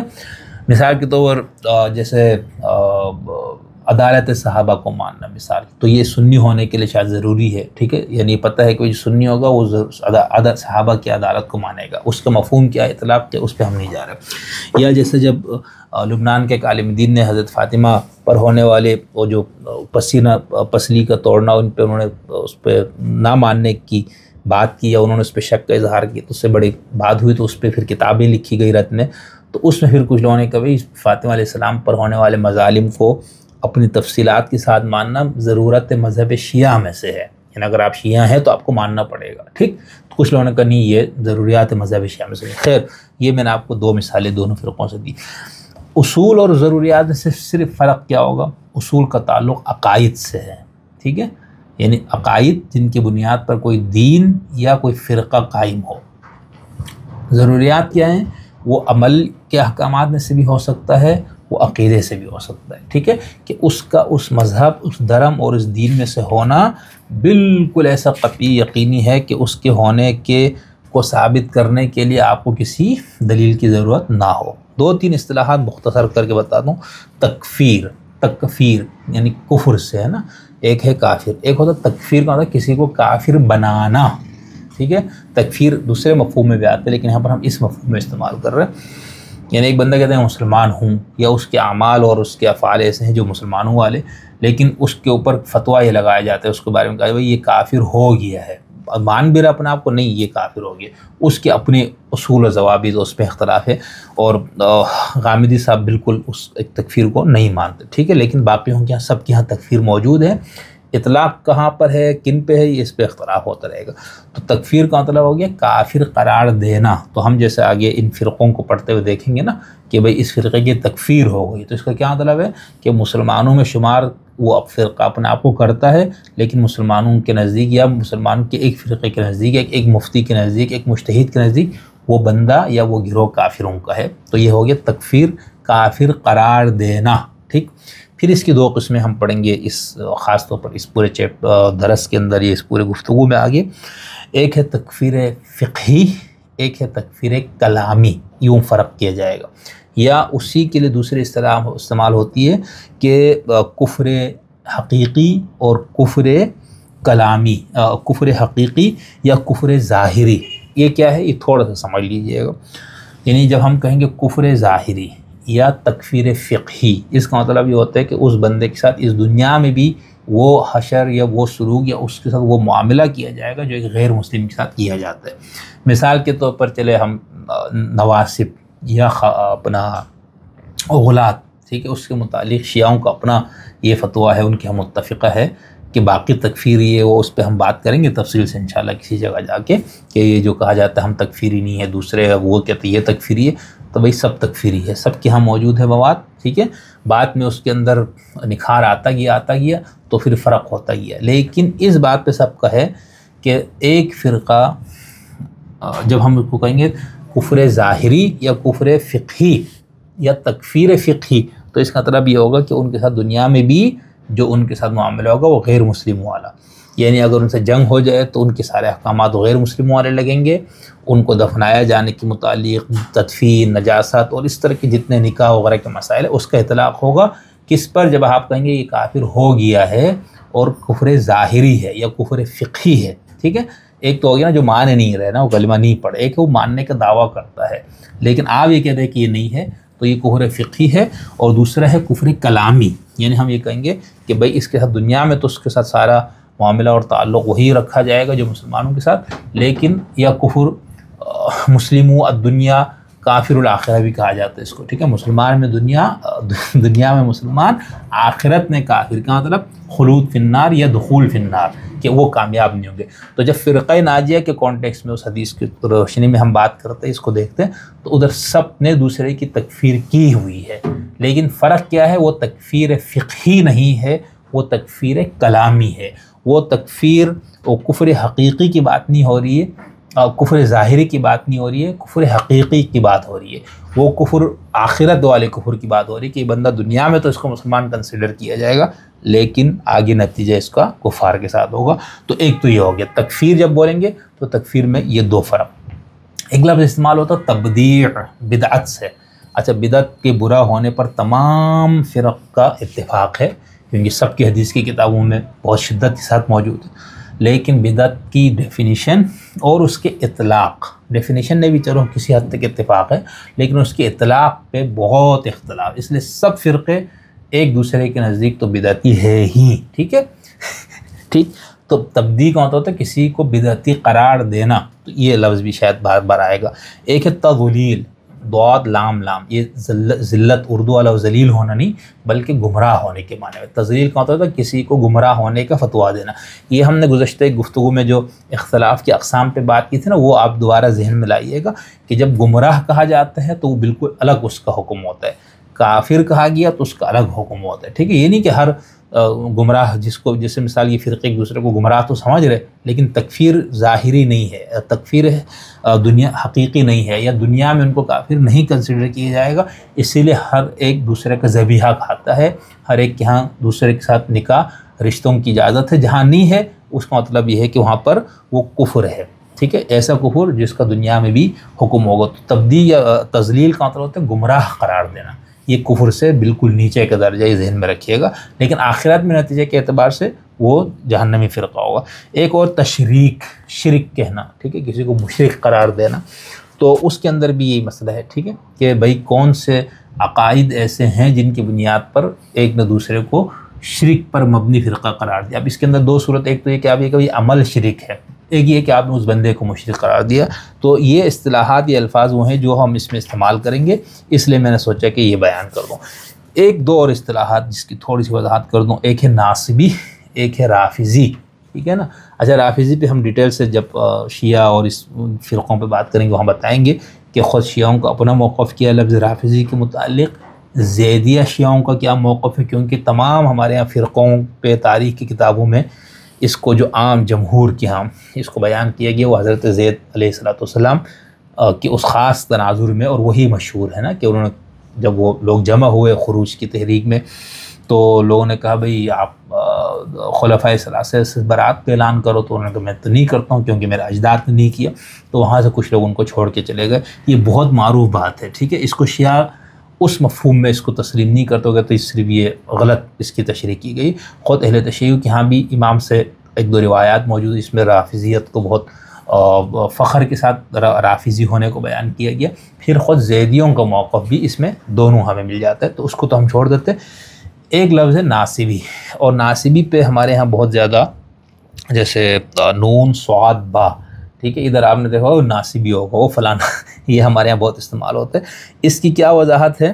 ہاں، اس کو میں تھوڑا سا آپ کو پڑھ کے سناتا ہوں۔ یہ اس کتاب سے جس کا نے کہا یہ سعودی عرب سے چھپی ہے، اور وہاں پر کئی علماء اور سب نے مل کے اس کو جمع کر کے، ٹھیک ہے؟ اس کے جلد نمبر 4 ہے، صفحہ نمبر 8 پہ لکھا الناصبہ العقیدہ، یعنی عقیدے میں ناصبی یا ناصبہ کسی کو کہا جاتا ہے؟ کہتے بغض و نصب العدا، کہتے بغض رکھنا اور دشمنی کا اظہار کرنا لعلی و اصحابی، حضرت علی اور ان کے ساتھیوں کے معاملے میں، وآلہ اور ان کے گھر والوں کے ساتھ، وہم عدت طوائف، کہتے یہ کئی گروہ تھے، منہم من یفعل، کئی گروہ ہے مثال، منہم من یفعل ذلک سیاستاً، کہتے کچھ تو وہ تھے جنہوں نے حضرت علی، آپ کے ساتھیوں اور آپ کے گھر والوں کے ساتھ بغض اور دشمنی کا اظہار کیا، مظاہرہ کیا، کس بنیاد پہ؟ سیاست کی بنیاد پہ، کبغض المنتسبین للامویین، جیسے کچھ امیوں کی طرف منسوب، الذین کانوا یقولونہ، جو یہ کہتے تھے امیوں میں سے کچھ، امویوں میں سے، کہ حضرت علی ظالم تھے، طالب للدنیا تھے، دنیا کے خواہش کے طلبگار تھے، وَإِنَّهُ طلب الخلافت لنفسہ، اور حضرت علی نے خلافت کو اپنے لیے چاہا، ٹھیک ہے، وقاتل علیہ بالسیف، اور محض اقتدار کے حریص ہو کر آپ نے لوگوں سے جنگ کی۔ تو ایک تو یہ ہو گیا سیاسی مفہوم میں یا سیاست کی بنیاد پہ ان سے دشمنی رکھنا، وَمِنْهُمْ مَنْ يَفْعَلُ ذَلِكَ عَقِيدَةً، اور کچھ کہ ہاں یہ صرف سیاسی نہیں بلکہ عقیدے کا بھی معاملہ بن گیا، كَطَائِفَةٍ مِّنَ الْخَوَارِجِ، کہتے ہیں خوارج میں سے ایک گروہ، خوارج میں سے، وَهُمْ ایک گروہ کی طرح جیسے خوارج، وَهُمْ الْمُتَدَيِّنُونَ بِبُغْضِ عَلِيِّ بْنِ أَبِي طالب، ان کا دین مذہب ہی حضرت علی سے دشمنی پر موجود ہے، بل كانوا يكفرون علیًا، بلکہ وہ حضرت علی کی تکفیر کرتے تھے، او یفسقونہ، کم سے کم ان کو یہ اگر تکفیر نہیں تو ان کو فاسق سمجھتے تھے، او یشکون فی عدالت، یا وہ ان کی عدالت پہ شک کرتے تھے۔ پھر انہوں نے ایک روایت یہاں پر پیش کی ہے، دعانی علی ان لک، کہ حضور نے حضرت علی سے کہا کہ تمہاری مثال حضرت عیسیٰ کی ہے، ٹھیک ہے، یہودیوں نے ان سے بغض رکھا اور نصارے نے محبت کر کے ان کو بہت آگے لے گیا، اور پھر اس کا انہوں نے ٹھیک یہ روایت پیش کی ہے۔ تو ناصبی سے کیا مراد ہو گیا؟ یہ سعودیہ سے چھپی ہوئی اس کتاب سے میں نے آپ کو پڑھ کے سنایا ہے، ٹھیک، اور پھر یہ باقی یہ سب تو نہیں، بہرحال اہل تشیع کی ہاں خاص طور پر یہ پھر خود سنیوں میں بھی ایک بحث ہو گئی کہ بھئی یہ ناصبی یا سنیت میں ناصبیت آ رہی ہے یا ادھر رافضیت آ رہی ہے، جو سارے چکر مکر ہے نا، تو اس کو ہم آگے جب موقع یا موضوع آئے گا تو وہاں پر بھی اس پہ مزید ہم بات کریں گے کہ کون کن کن لوگوں پر اس طرح کے ناصبی ہونے کے الزامات لگاتے ہیں اور کون کن کے اوپر رافضی ہونے کے۔ اور یہ بات ذہن میں رکھیے گا کہ ناصبی کی تکفیر پر شیعوں میں اتفاق ہے، ایک سنیوں میں بھی، یعنی سنیوں کے ہاں بھی ناصبی انتہائی مکروہ اور برا حضرت آپ دشمنی اہل بیت کرنا، لیکن اہل تشیع کے ہم بالکل اس کی تکفیر ہے، اور غالیوں کی بھی تکفیر۔ غالی کون ہے فلانا، ان سب فرقوں پہ ہم جب بات کریں گے۔ اصل میں یہ بات اتنی لمبی ہو گئی، مجھے امید نہیں تھی، یا مجھے یہ تھا کہ میں آدھا سے ایک گھنٹے میں گفتگو ختم کروں گا۔ میرا خیال ہے کہ ٹائم تھوڑا سا بلکہ کچھ زیادہ ہی زیادہ ہو گئی ہے، اور میرا خیال سے یہ ضروری تھا، اور امید ہے آپ بھی، اگر آپ نے پوری گفتگو سنی ہے، کچھ دوست شکایت کرتے کہ بھئی ہم بہت لمبی ویڈیوز بناتے ہیں، تو بھئی اس کی وجہ ہے کہ ایک تو موضوع اس طرح ہے، دوسرا جن لوگوں کو بہت دلچسپی شوق ہے وہ سن لیں گے، جن کو نہیں ہے وہ پھر دیکھ لیں گے، پھر بعد میں جیسے ہم ان میں سے 10 15 20 منٹ کی کلپس وغیرہ بھی نکال لیتے ہیں، تو وہ پھر جن لوگوں کو مختصر سننا ہو تو اس کو بھی دیکھ لیں کہ بھئی ان میں سے جو ان کے کو لگے بھئی یہ ٹاپک یا یہ مسئلہ میرے کام کا ہے، تو خیر امید ہے انشاءاللہ یہ سلسلہ اسی کس طرح سے جاری رہے گا، بالکل غیر جانبدارانہ مطالعہ، ٹھیک ہے، اور اس کے اندر کہیں تعصب یا کسی کی طرف نسبت یا کسی کی تبلیغ یا کسی کی تنقیص وغیرہ انشاءاللہ آپ کو کہیں پر بھی محسوس آپ نہیں کریں گے۔ تو پھر ہم آپ سے ملاقات کرتے ہیں اگلی نشست میں، جس میں ہم ابھی تمہید پہ ہی گفتگو کر رہے ہوں گے۔